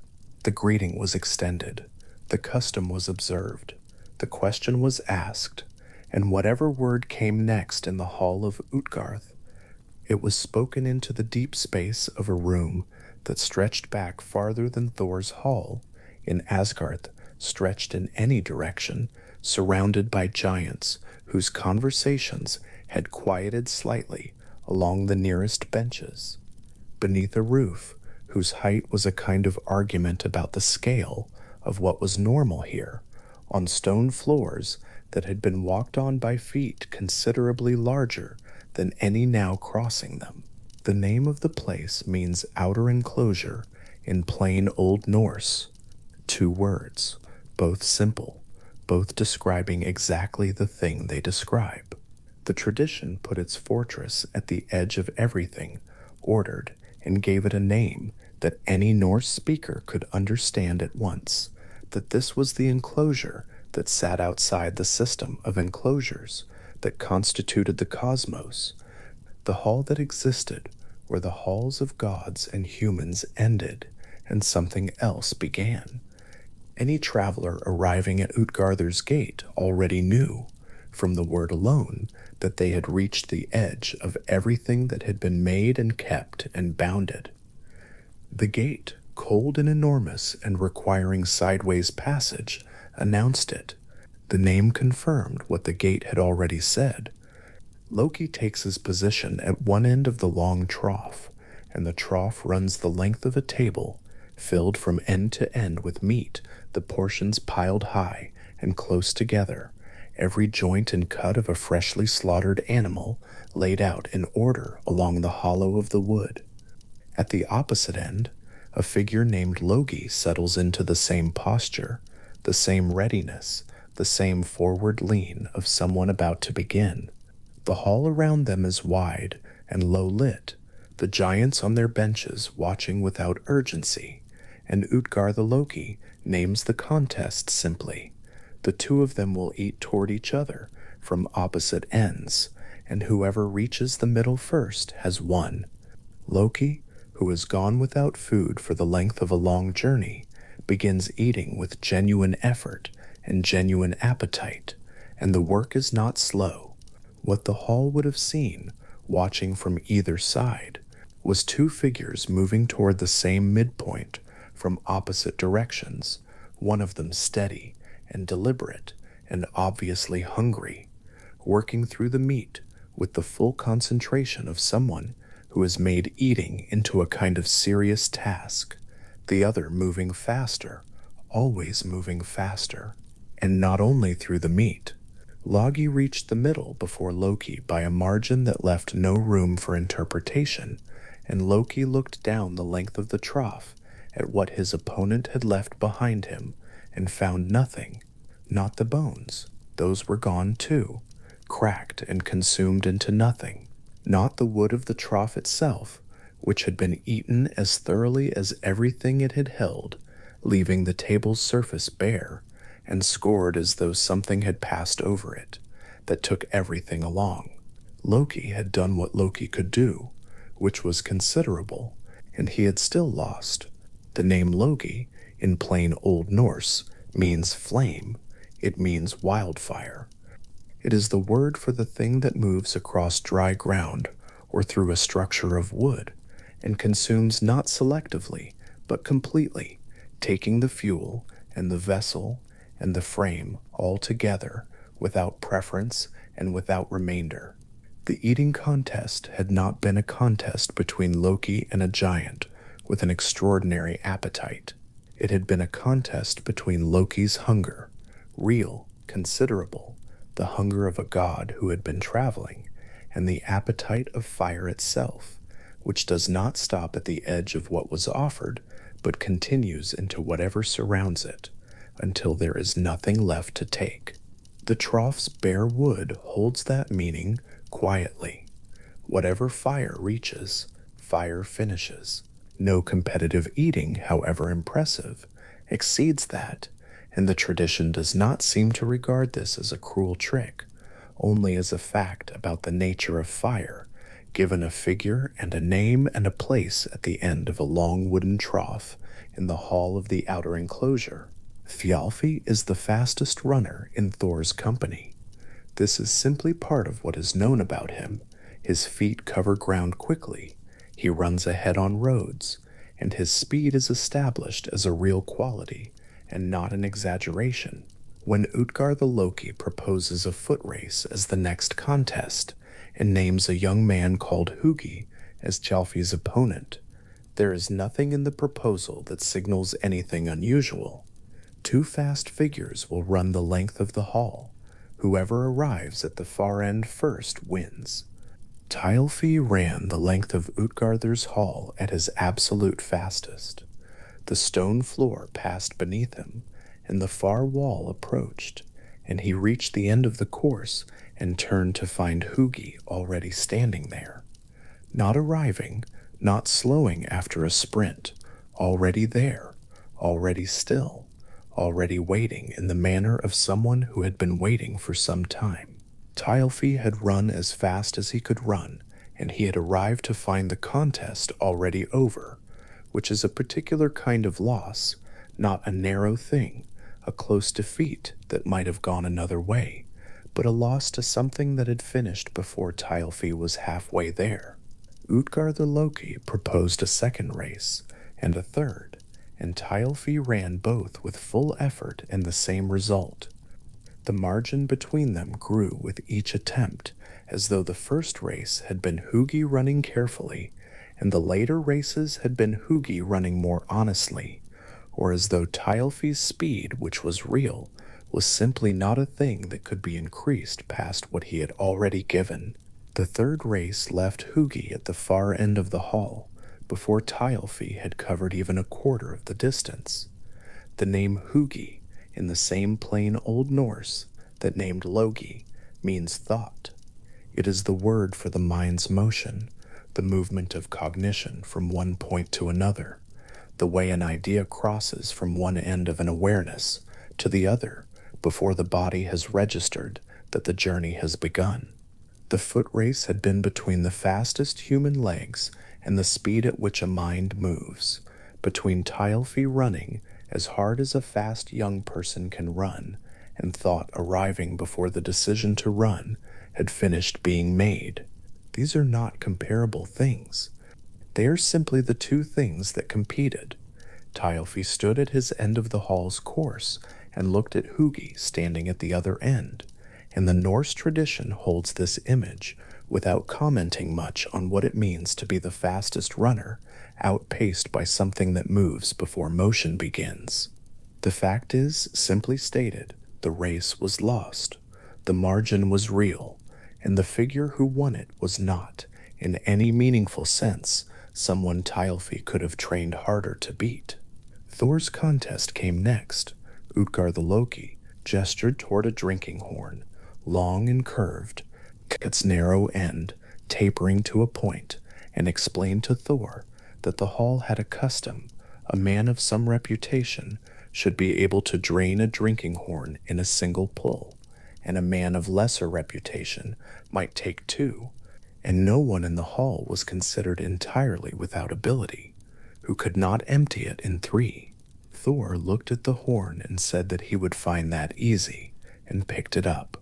The horn was heavy with liquid. Thor tilted it back and drank in a long, deliberate pull, the kind of sustained swallowing that empties a horn held at the right angle and kept there, and after what was by any measure a genuine and full attempt, he lowered the horn and looked at what remained inside it. The level had dropped by a small margin, a noticeable margin if someone had been measuring carefully, but a small one against the full length of the horn, and Thor was surprised enough that he tilted the horn again immediately, this time without pausing, and drank again with the full determination of someone correcting a result that seemed wrong. The second pull was longer than the first. Thor kept the horn raised through what Snorri's account indicates was a sustained effort, and when he lowered the horn and looked inside it again, the level had dropped further, by slightly less than it had dropped after the first attempt, or so the proportions of the remaining liquid seemed to suggest. A large volume had gone. The horn was still not empty. Thor raised it a third time, tilted it to the highest angle he could manage, and drank until his lungs required him to stop. The third pull lowered the level by a smaller margin than the second. The horn was not empty. The liquid remaining in it was a quantity that Thor, who had drunk 3 times from the same horn with full effort and full intent, had not been able to remove by any amount of effort applied from the drinking end. Utgarda-Loki remarked, with the even courtesy of a host confirming a result rather than mocking it, that Thor had drunk well, better than seemed possible for someone of his apparent stature, and that the drinking would be remembered in the hall. He said this without cruelty, in the way someone might describe a performance that was genuinely impressive and still fell short of the mark set by the custom of the place. And then he suggested that Thor might try one of the hall's other contests, if he was willing. The horn's narrow end, Utgarda-Loki would explain later, extended beyond the walls of the hall and out through the ground and down through the rock and eventually touched the surface of the ocean. The horn was not a drinking vessel filled from a barrel.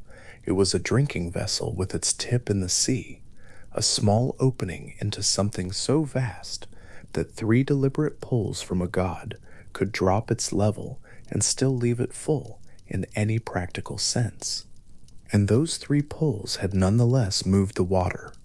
The sea level, Utgarda-Loki would say, had dropped by a measurable amount, something the Norse tradition accounts for in the behavior of tides, in the long retreat and return of the water, in the way the ocean's edge does not stay fixed at one line, but moves back from the shore in increments that can be observed by anyone who watches carefully over time. Thor had been drinking from the ocean. He had lowered it. He had not emptied it, and he would not empty it in 3 pulls, or in any number of pulls that a single figure could make in a single morning. But the level had moved, and the movement was real, and the tradition holds that the ocean remembers it in the way that tides remember a force applied from the inside of the world.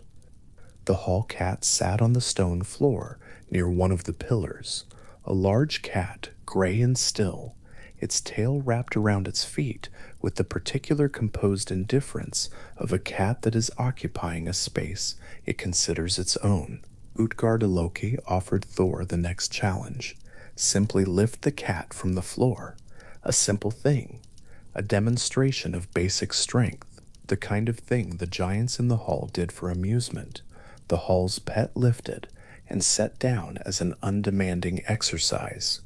Thor bent down and got his hands beneath the cat and lifted. The cat did not move. Thor applied more effort. the full effort of someone adjusting to an unexpectedly heavy object, and the cat's body remained motionless on the floor, its posture unchanged, its expression carrying the consistent unconcern of a cat in a familiar room. One paw lifted, one paw rising an inch from the flagstone, the claw just clearing the surface. That was all. Thor straightened up with that paw suspended at its inch of height, all of his strength applied to the task, and that was the full distance he could move the animal. The hall was quiet for a moment. The giants on their benches watched with something that might have been interest or might simply have been the attention that anything unusual produces in a large room full of people who have seen most things. Utgarda-Loki noted that the result was perhaps more than it seemed, given the nature of the animal, and proposed the next contest. But the image stays, the single paw lifted an inch, Thor straining against something that looked like a domestic animal and was not moving, the stone floor unchanged beneath the three grounded paws, as though the cat were rooted in the floor rather than resting on top of it. What Thor had attempted to lift was Jormungandr, the Midgard serpent, the creature whose body encircles the world at the level of the ocean, coiled around the outermost boundary of Midgard, with its tail in its own mouth, so large that its full length surrounds everything that lives in the middle world.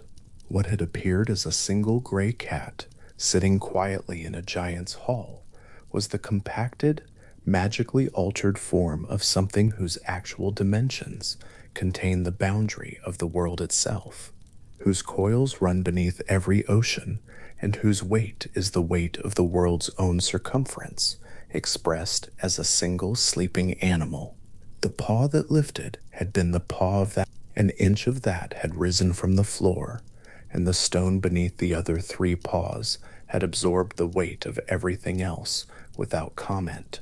Snorri's account notes that Utgarda-Loki was genuinely unsettled by this result, in a way he had not been unsettled by the others, that even one paw lifting an inch was more than he had expected, more than he had believed Thor could manage, and that what he felt watching it was something closer to alarm than the patient condescension with which he had observed the earlier contests.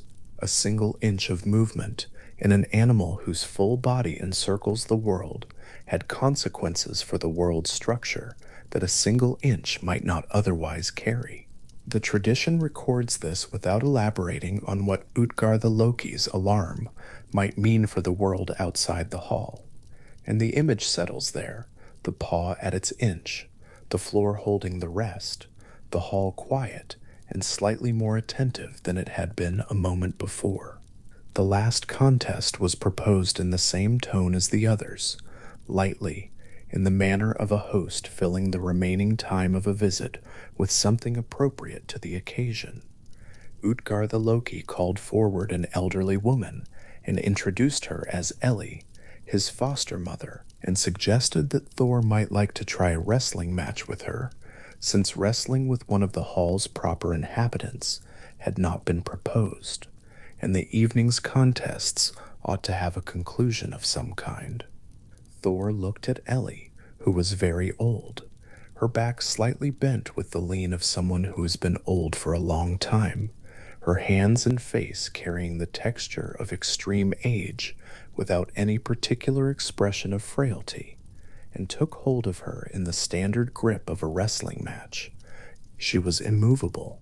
This was the first surprise, not that she was strong, which Thor had not expected her to be, but that she was simply not going anywhere. His grip was real, his effort was real, and the old woman stood in the center of the floor, exactly where she had been standing when the match began, her feet on the stone, her posture unchanged, her hands on Thor in a returning grip that was neither aggressive nor strained. Thor pressed harder. He shifted his weight, changed his angle, applied the full range of what a wrestling match allows, and Ellie absorbed it all without stepping back, without yielding ground, without adjusting her position in any direction that Thor was trying to move her. She began, slowly and without drama, to push back. Not rushing, not applying sudden force. The pressure was gradual and consistent and entirely unhurried, in the manner of something that does not need to win quickly because it has already won every previous version of this match and expects to win this one the same way. Thor held his position for longer than the earlier stages of the match would have seemed to predict, the hall still watching, the benches quiet, Utgarda-Loki observing from his seat, and then the pressure brought him to one knee down on the stone floor, his hands still on Ellie, her hands still on him, the match not technically over, but the result fully legible in the positions of the two figures. Utgarda-Loki stepped forward at that point and called the match finished and the evening complete, and showed Thor and his companions to their places for the night with the same measured courtesy he had maintained throughout. The old woman's name, in the plain Old Norse of the same tradition that named Logi and Hugi, is Ellie. It is the word for old age. Not for an elderly person, not for a particularly old woman, but for old age itself as a condition, the process, the force, the thing that every body enters eventually, and that no body exits by force of will or strength of effort. What Thor had been wrestling was the accumulated pressure of every year that passes over every living thing, applied as a single composed figure, with her hands on his arms and her feet steady on the floor. She had brought him to one knee. She brings every strong thing to one knee, eventually, and the tradition does not describe this as something that can be prepared for differently, or met with better technique, or outlasted by sufficient determination. Utgarda-Loki would explain this later. He would be specific about it, that no being, mortal or divine, had ever withstood old age indefinitely, that the Aesir themselves moved through time in the same direction as everything else, that the strength that makes a god impressive in any given era of the world is still the strength of something that ages, and that Ellie had beaten stronger opponents than Thor before, and would continue to do so long after Thor's name had been said for the last time in any hall. He said this without contempt for Thor, and without gloating over the result. He said it the way someone describes a pattern that is always held and shows no sign of changing, as a fact about the structure of things, rather than a judgment about the individual who encountered it. Thor, on one knee on the stone floor, his hands still gripping Ellie's forearms, her hands still holding his. This is the image the tradition holds at the end of the contest sequence. Not down, not fully yielded, still exerting effort, still in the match in some technical sense, still not fully defeated in the way that a figure lying flat and releasing the grip would be fully defeated. One knee on the stone, the other leg braced. The posture of someone still trying to reverse a result that has already been determined. There is a kind of resistance that continues past the point where it can change the outcome, and the tradition seems to find something worth noting in the fact that Thor was brought low by something inevitable, and was still, in the moment the match was called, not entirely down. The one knee holds the full effort of a god against a force that does not hurry, does not vary its approach, and has brought every previous opponent to the same or lower position. That the knee has not touched the floor is not a victory, but the tradition records it as a meaningful thing, the measurement of what divine strength amounts to against the one force that is not a contest of strength at all, but a fact about time. What these four contests share, the eating against fire, the running against thought, the drinking against the depth of the ocean, the wrestling against old age, is that none of them were contests between comparable things. None of them pitted Loki against a giant who simply ate faster, or Thialfi against a runner simply trained better, or Thor against a drinker of greater capacity, or Thor against a wrestler of superior technique. Each contest was arranged so that the party's effort was genuine and their opponent was not a person but a principle, something the natural world does that is simply beyond what any individual, however extraordinary, can exceed. Fire consumes everything. Thought moves before the body moves. The ocean does not empty. Old age comes for every strong thing and does not release it. This is the architecture the tradition builds into the sequence. Utgarda-Loki, who is the intelligence behind the arrangement, constructed a series of challenges that appeared to be fair competitions in the manner of mead hall boasting contests, and were in fact demonstrations of the scale of the natural world against the scale of even the most impressive figures in the Norse cosmos. Thor and his companions were not defeated because they were weak. They were defeated because the things they competed against were not competitors, but categories, not beings that could lose, but forces that could only ever be encountered and measured against. The reveals carry a different kind of weight because of this. When Utgarda-Loki names Logi and Hugi and describes the horn's tip in the ocean, when he identifies the cat and names Ellie, the response is not that the contests were unfair, or at least, that is not the response the tradition seems to invite. The response is closer to the feeling of a scale coming clear. Here is what Loki's appetite amounts to, measured against fire. Here is how fast Thjalfi can run, measured against the motion of thought. Here is what Thor's drinking capacity is, measured against the ocean. Here is what Thor's strength is, measured against old age. These are the proportions. They are interesting proportions. They are in fact more informative about the nature of the cosmos than any fair contest could have been, because a fair contest between comparable opponents only tells the story of who was better on a given day.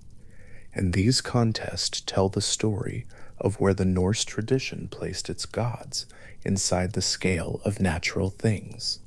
The drinking contest places Thor's capacity measurably above what might have been expected, 3 pulls that lowered the sea, rather than 3 pulls that accomplished nothing.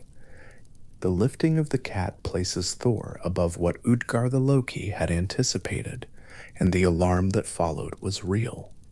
The wrestling match brings Thor to one knee rather than the floor, which is a position the tradition seems to understand as honorable, the best result anyone could expect against a force that has never lost and will never lose as long as time continues. Look, ate everything. Hugi arrived before the race began, but Thor's 3 attempts left marks on the ocean's level that the tradition inscribes in the behavior of tides, and 1 paw of the world serpent left the ground, which was more than the hall expected. These are not the proportions of a story in which the heroes failed. They are the proportions of a story in which the heroes were measured against the largest things the tradition knew, against fire and thought and the ocean and time, and the measurements came back as what they were, precisely and without flattery and without contempt. The tradition holds the numbers steady. The sea dropped by this much, 1 paw by this much, 1 knee. These are the results of taking the measure of something real. The stone floor of the hall holds them all. The bare trough at one end, the marked distances of Hugi's 3 arrivals, the slight meniscus in the drinking horn after 3 pulls, the smooth flagstone where the cat's paw rested its inch of elevation, the mark a knee makes on cold stone when a god kneels down against something that cannot be stood against indefinitely. Utgarda-Loki's hall is full of these marks, in the Norse tradition's telling, not the marks of defeat, exactly, but the marks of genuine effort meeting the actual dimensions of the world. The trough had been eaten from two ends toward a middle, that when Loki reached it was already bare and clean. The races had been run 3 times in full, and lost by a margin that grew with each attempt. The horn had been tilted for 3 long pulls that left it still holding what it held. The cat's fourth paw had stayed on the ground through everything Thor could apply to the other 3. The old woman's feet had not moved until Thor's knee went down, and her hands had been steady through the whole of it, her grip firm and entirely untroubled, in the manner of something that does not need to hurry, because it always arrives at the same place in the end. Thor on one knee, on the hall's stone floor, still exerting effort, his hands still on Ellie's forearms, the match officially finished, but his posture still the posture of someone who has not yet released the grip. This is where the contest sequence ends. Not in full defeat, not in surrender. In the specific position of a figure who has been brought as low as he will go, and is still, in that moment, holding. The one thing that could not be beaten has brought him here, and the tradition does not frame his position on the floor as the end of something, but as the exact measurement of how far even the strongest of the gods can stand against it. He is on one knee, he is still exerting effort. The force with which he is contending has not changed its approach, and is not interested in the effort, and will not be more or less impressed by how long the resistance continues. But the resistance is continuing, and the hall's stone is cold beneath the knee. And the tradition records exactly this, that Thor was brought to one knee by old age, and not further, and that in the moment the match was called, he was still there. Utgarda-Loki stood outside the gates in the morning light, and his voice, when he spoke, had the quality of someone concluding a long and careful explanation that he had been composing through the night. The gates behind him were still solid. The walls of the fortress still rose to a height that made the early sky look small above them. The morning was clear, and the air had the particular stillness that follows a night of no wind, and the giant spoke without hurry, as though there were no reason to rush what he was about to say. He had not brought them outside to dismiss them. He had brought them outside because what he intended to say could not be said inside, because once it was said, there would be no inside left to say it in. His tone was formal and measured, the tone of a host who has kept a secret through an entire evening, and now finds the keeping of it no longer necessary.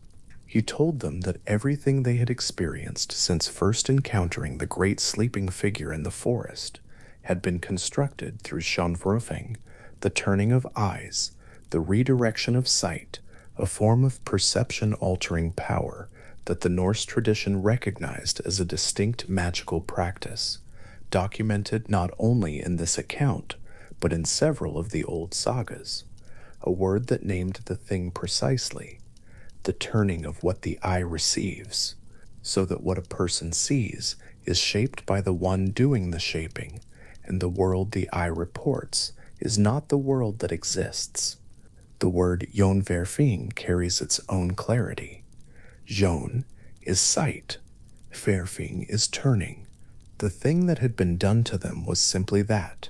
Their sight had been turned, again and again, from the earliest moment of their approach into Jotunheim, and everything that followed had been a consequence of that initial turning.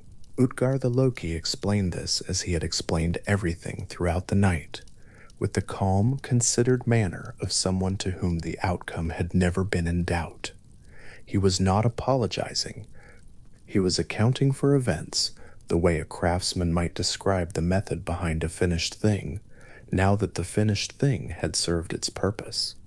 The purpose, he said, had been to prevent what Thor would otherwise have caused. Not the contests precisely. The contests had been a form of management, a structure built to contain what Thor's strength, if it had ever found a true object, would have done to that part of the world. Even in its contained form, even redirected and diluted and set against opponents that were not opponents, but the fundamental conditions of existence itself. Thor had done things that the giant lord found alarming to recall.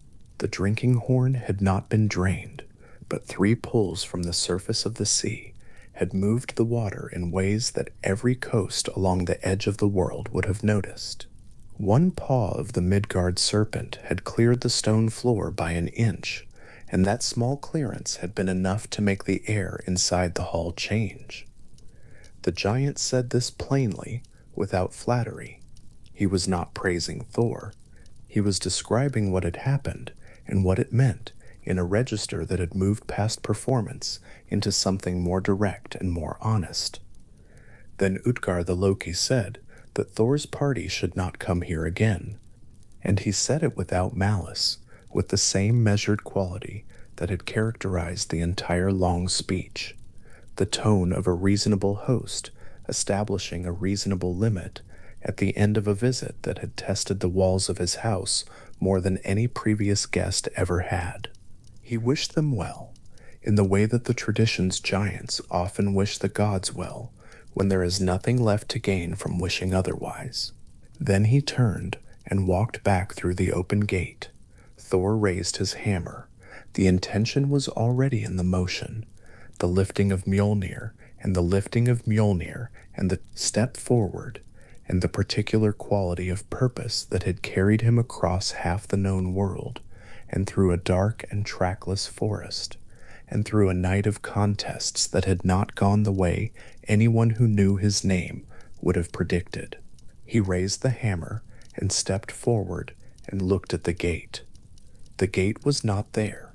The fortress was not there. Where the walls had risen to a height that made the sky look small, there was only the sky, and it was neither small nor large. It was simply the sky, the way it had always been over that particular stretch of ground. Wide, clear, the kind of early morning pale that has no color with a name.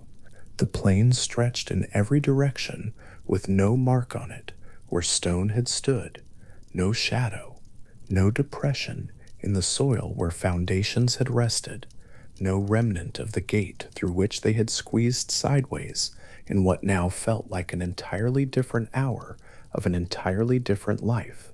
The fortress of Utgardr had dissolved as completely as a reflection when the surface that holds it goes still, and the giant and his hall and every bench and cup and stone passage inside it had gone with it, as though the whole vast structure had simply stopped insisting on its own existence the moment it was no longer needed. Thor stood on the open plain with his hammer still in his hand, and the morning light falling on grass that had never been walked on, as far as the land could tell. The tradition holds that he was angry. It would be strange if he were not. The whole weight of the night, the contests and their outcomes, the revelation that the opponents had been fire and thought and the sea itself and the oldest thing that moves through every living body. And now the fortress gone, as though it had been nothing more than the space between one moment and the next. The anger was real, and the plain absorbed it, as plains absorb things, without comment, without resistance, without the kind of structure that anger requires in order to spend itself.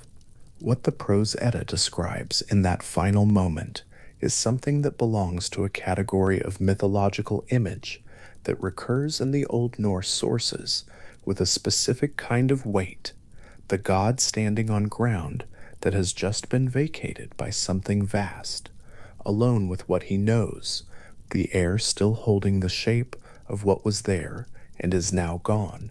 It is not a defeated image. It is not exactly a triumphant one. It is the image of a figure at the edge of something, after the something is over, with the plane ahead, and the hammer still in his hand, and no further instruction from the world about what he is supposed to do with what he has just been given. The story ends there, in a sense. It ends on the open plain, in the morning, with the grass undisturbed and the sky unbothered, and Thor of all the gods standing in the clean, unornamented space that remains after a fortress of illusion has finished with its work.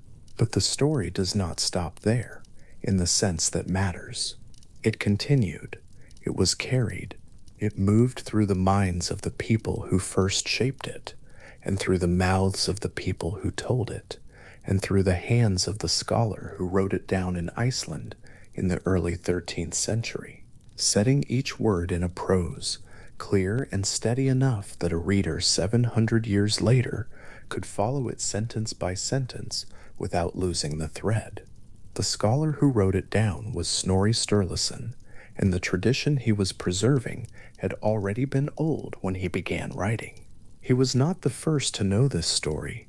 He was the last, or very nearly the last, before the thread of oral transmission that had carried it from its origins in the pagan Norse world grew thin enough to lose, and he set it in writing at a moment when the pagan world that had generated it had been officially Christian for more than 2 centuries.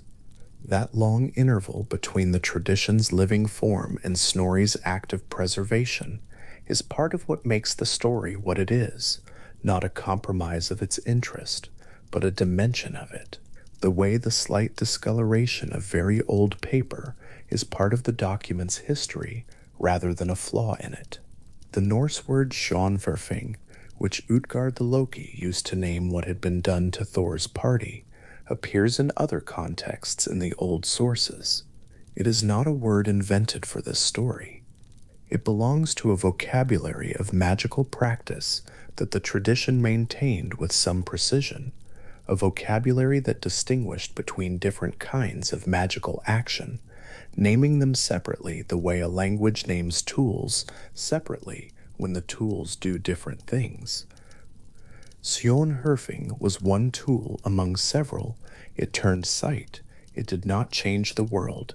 It changed what the eye reported about the world, which in practice amounts to the same thing, since the world a person acts on is always the world as the eye reports it, and if the report is shaped, the action is shaped, and the outcome is shaped, and the entire arc of what happens in a given place, on a given night, unfolds along the lines that the shaper of sight has arranged in advance.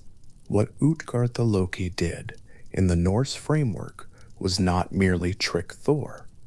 He managed the situation, a distinction the tradition seems to make, with some care, since the giant does not flee or deny what he has done, but explains it fully and precisely in the morning light outside the gate. He had assessed the threat, he had constructed a container, the container had held, and now, standing on the open ground outside a fortress that was about to dissolve, he explained the container's design with the manner of someone who had done a competent and necessary thing and saw no reason to be anything other than direct about it. The dissolution of the fortress is one of the most quietly striking images in the Prose Edda, and it is the more striking for how Snorri narrates it, without elaboration, without pause to note the strangeness. Thor turns, and the hall is gone. The text does not linger. It describes the plain and moves on, as though the disappearance of a vast, illusory fortress were simply the next thing that happened, which, within the logic of the narrative, it was. Snorri's prose throughout the Gylfaginning has this quality, a matter-of-fact steadiness in the face of events that are, in any objective measure, entirely extraordinary. The gods move through the world the tradition describes, and the world accommodates them, and Snorri records it in the register of a chronicler who has decided that the most effective way to honor the strangeness is to not perform astonishment at it. That steadiness is part of what makes the Gylfaginning work as a document of a mythological tradition. The myths it records were never meant to be read as wonders from outside. They were meant to be inhabited, to be the framework inside which a particular understanding of the world made sense. Snorri's prose carries that quality, even across the distance of centuries, and the intervening fact of his own Christianity, and it is that quality, perhaps as much as the specific content of any single story, that has kept his account readable and immediate, when many other attempts to preserve old traditions have turned stiff and ceremonial with age. Among the things that did not dissolve when the fortress of Utgarth dissolved, among the things that continued to exist in the world outside the story, were the small silver and bronze and iron objects that people across the Norse world wore at their throats. Hammer-shaped pendants in the form of the weapon that Snorri's story placed in Thor's right hand from the opening of the journey. Archaeological excavations across Scandinavia and Iceland and the Norse-settled parts of the British Isles and the eastern settlements have recovered hundreds of these objects, small enough to sit in a palm, worn smooth at the loop where a cord passed through and someone carried the weight of the thing against their skin through the days and years of their ordinary life. One of the most precise of these objects was found in 2014 on the island of Lolland in Denmark, the Kobelev pendant, a small silver hammer approximately 2 centimeters long, with an inscription scratched into its surface in Old Norse characters that scholars have read as the words for "this is a hammer." The inscription states the obvious, the way inscriptions sometimes do when what the obvious thing is has become important enough to say explicitly, "This is a hammer," not "this represents a hammer," not "this resembles the hammer of the god whose name has been lost to time." This is a hammer. The directness of the formulation is in its own way a kind of document, an indication that the people who made and wore these objects understood them not as symbols at a distance from the thing symbolized, but as a form of the thing itself, carried close, doing the work that the thing was understood to do. The work Mjolnir was understood to do in the tradition was not primarily the work of combat, though the stories are full of Thor using the hammer against the giants who threatened the order of the worlds, the gods maintained. The hammer was also the instrument of consecration. It was raised over births, over marriages, over the dead laid out for burial. It marked the transitions. It was the thing that stood at the boundary between one state and another and confirmed the crossing. The small silver pendants at the throats of Norse men and women across several centuries carried that meaning, as well as the meaning of protection, the hammer that had laid low the enemies of Midgard, the hammer that had held the ordered world intact against the forces pressing in from the outer enclosure, from Utgarthur, from the margin where the known world ended and the immense began. Thor's name carries its own kind of document. The Proto-Germanic root from which it derives, Thunras, is the same root that produced the Old English Thunor, which is the same root that produced the word thunder, still in use in the language being spoken and read across most of the world's time zones without any particular awareness of the god it carries. Thursday is his day, Thor's dog, the day of Thor, and the name has been stable enough across the 15 centuries since Germanic speakers first fixed it to that day of the week that a person scheduling a meeting on Thursday is, with no awareness of it and no intention of it, using the name of the god who once stood on an open plain in Jotunheim holding a hammer over a fortress that was no longer there. The connection between Thor and the oak tree is documented across the Germanic and Norse traditions with a consistency that suggests deep roots in the pre-Christian religious imagination.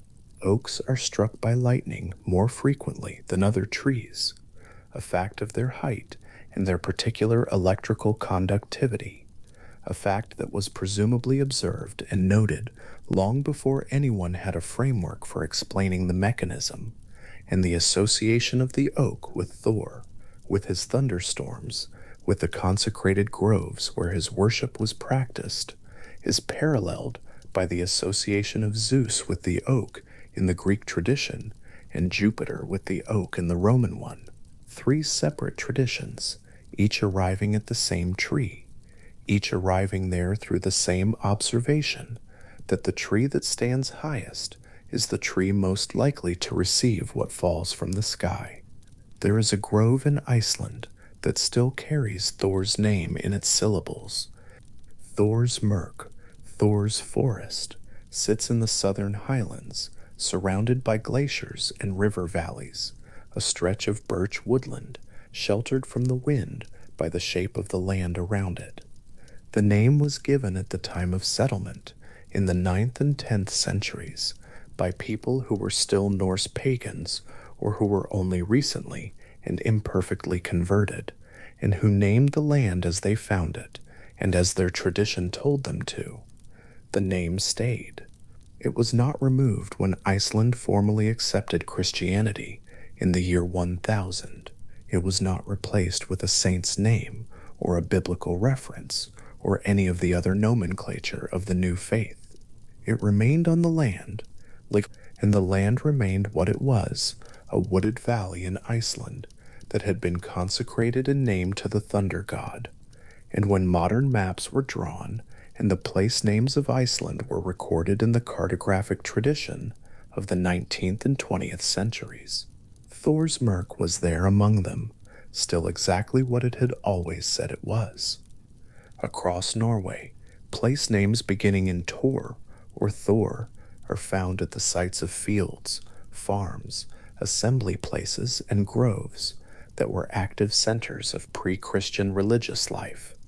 Torshov in Norway, Torsong in Sweden. These names were assigned at the moment of settlement or designation, in the period when the land was being divided and named and made meaningful by the people who worked it, and the names persisted through everything that changed around them. The names are, in this sense, some of the most durable evidence available for the shape of Norse religious practice before the written record, because they were put into the land itself at the moment of their formation, and the land does not revise them. A field, named at the edge of a farm in the 10th century, after the god whose hammer consecrated the boundaries of things, keeps that name through the conversion and through the centuries of Christian practice and through the agricultural changes of the modern era until it appears on a GPS map being consulted by someone with no knowledge of Thor and no interest in the old religion, who has simply typed in an address and is following directions. The stories move differently through different kinds of material. They moved through the manuscripts that Snorri and the scribes who copied his work produced, through the vellum pages of the Codex Upsaliensis, held now at Uppsala University Library, and through the related manuscripts that preserve other versions of the same account, each slightly different from the others in its wording, each a branch of the same rooted tree. They moved through the place names that Norse settlers pressed into the land at the moment of arrival, and that the land has kept without comment ever since. They moved through the small silver objects at the throats of people whose names are not recorded, and whose particular beliefs can only be inferred from the object and the context in which it was found, in a grave, in a hoard, on the soil of a field, that may or may not still carry a name that begins with Tor. And they moved through the centuries of scholarly engagement with the Prose Edda as a text, through the readers who copied it, the antiquarians who first printed it in the 17th century, the philologists who established the critical editions of the 18th and 19th centuries, the folklorists and mythologists and scholars of religion who argued over what it preserved and what it invented and where the boundary between those two things lay. In the case of a writer like Snorri, who was Christian and educated and politically sophisticated, and who was also the most complete record available of a tradition that would otherwise be largely lost. The scholarly questions about how much of the Utgarda-Loki episode originates with Snorri himself, and how much reflects older oral material that he was recording rather than creating are questions that have been asked for as long as serious attention has been paid to the Prose Edda.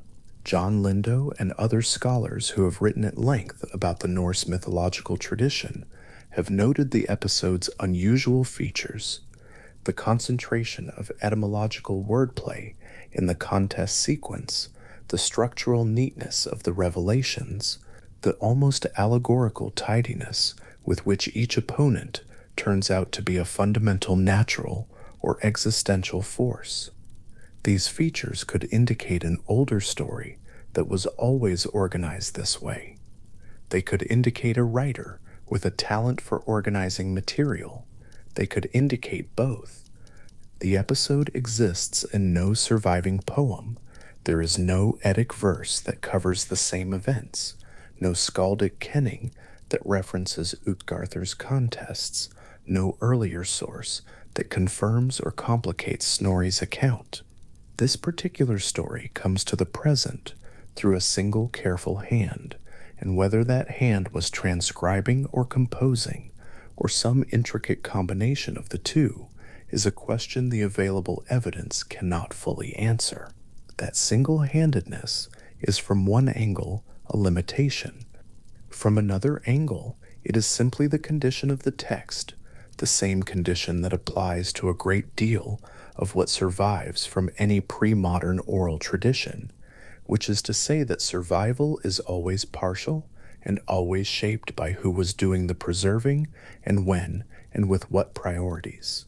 Snorri was preserving a tradition for readers who would use it to understand the older poetry, and the Utgarda-Loki episode, whatever its ultimate origins, serves that purpose as well as any passage in the Gylfaginning. It preserves the names and relationships and scale of the mythological world with the precision of someone who had access to a great deal of the tradition and was selecting and shaping with real craft. The morning over the open plain where Thor stood after the fortress dissolved was not, in the tradition's framing, the end of Thor. It was one morning among many. He would return to Asgardr, and the world would continue, and the contests he had not won would eventually be understood, in the way Utgarda-Loki's explanation understood them, as evidence of a different kind of strength than the kind that wins contests, the strength to pull water from the sea in 3 swallows, the strength to raise one paw of the creature whose coils hold the world together, the strength to remain on one knee, still pressing upward against the weight that no one in the end can fully resist. The tradition holds that Thor's role in the Norse cosmos is protective, that he is the one who stands between the ordered worlds of gods and humans and the forces that press in from the outer edges, and that his hammer, raised and thrown and returned to his hand, is the instrument by which that protection is maintained. The fortress was gone. The plain was wide, and the sky was clear, and the morning had the quality of a morning after which a great many things remain undone, and a great many more are available to be begun. Thor turned east and walked, or turned west and walked, or stood for a while on the open ground and held his hammer and let the morning settle around him, and the tradition moves on from that moment without recording which direction he chose, because the direction was less important than the fact of the standing, the figure in the open, in the light, with the hammer in his hand, and the whole wide morning ahead. The Codex Upsaliensis holds all of this still. The manuscript was produced in Iceland, probably between 1300 and 1325, in the decades after Snorri's death, when the work he had written was already being copied and distributed among the readers who recognized its value as a preservation of material that was actively disappearing.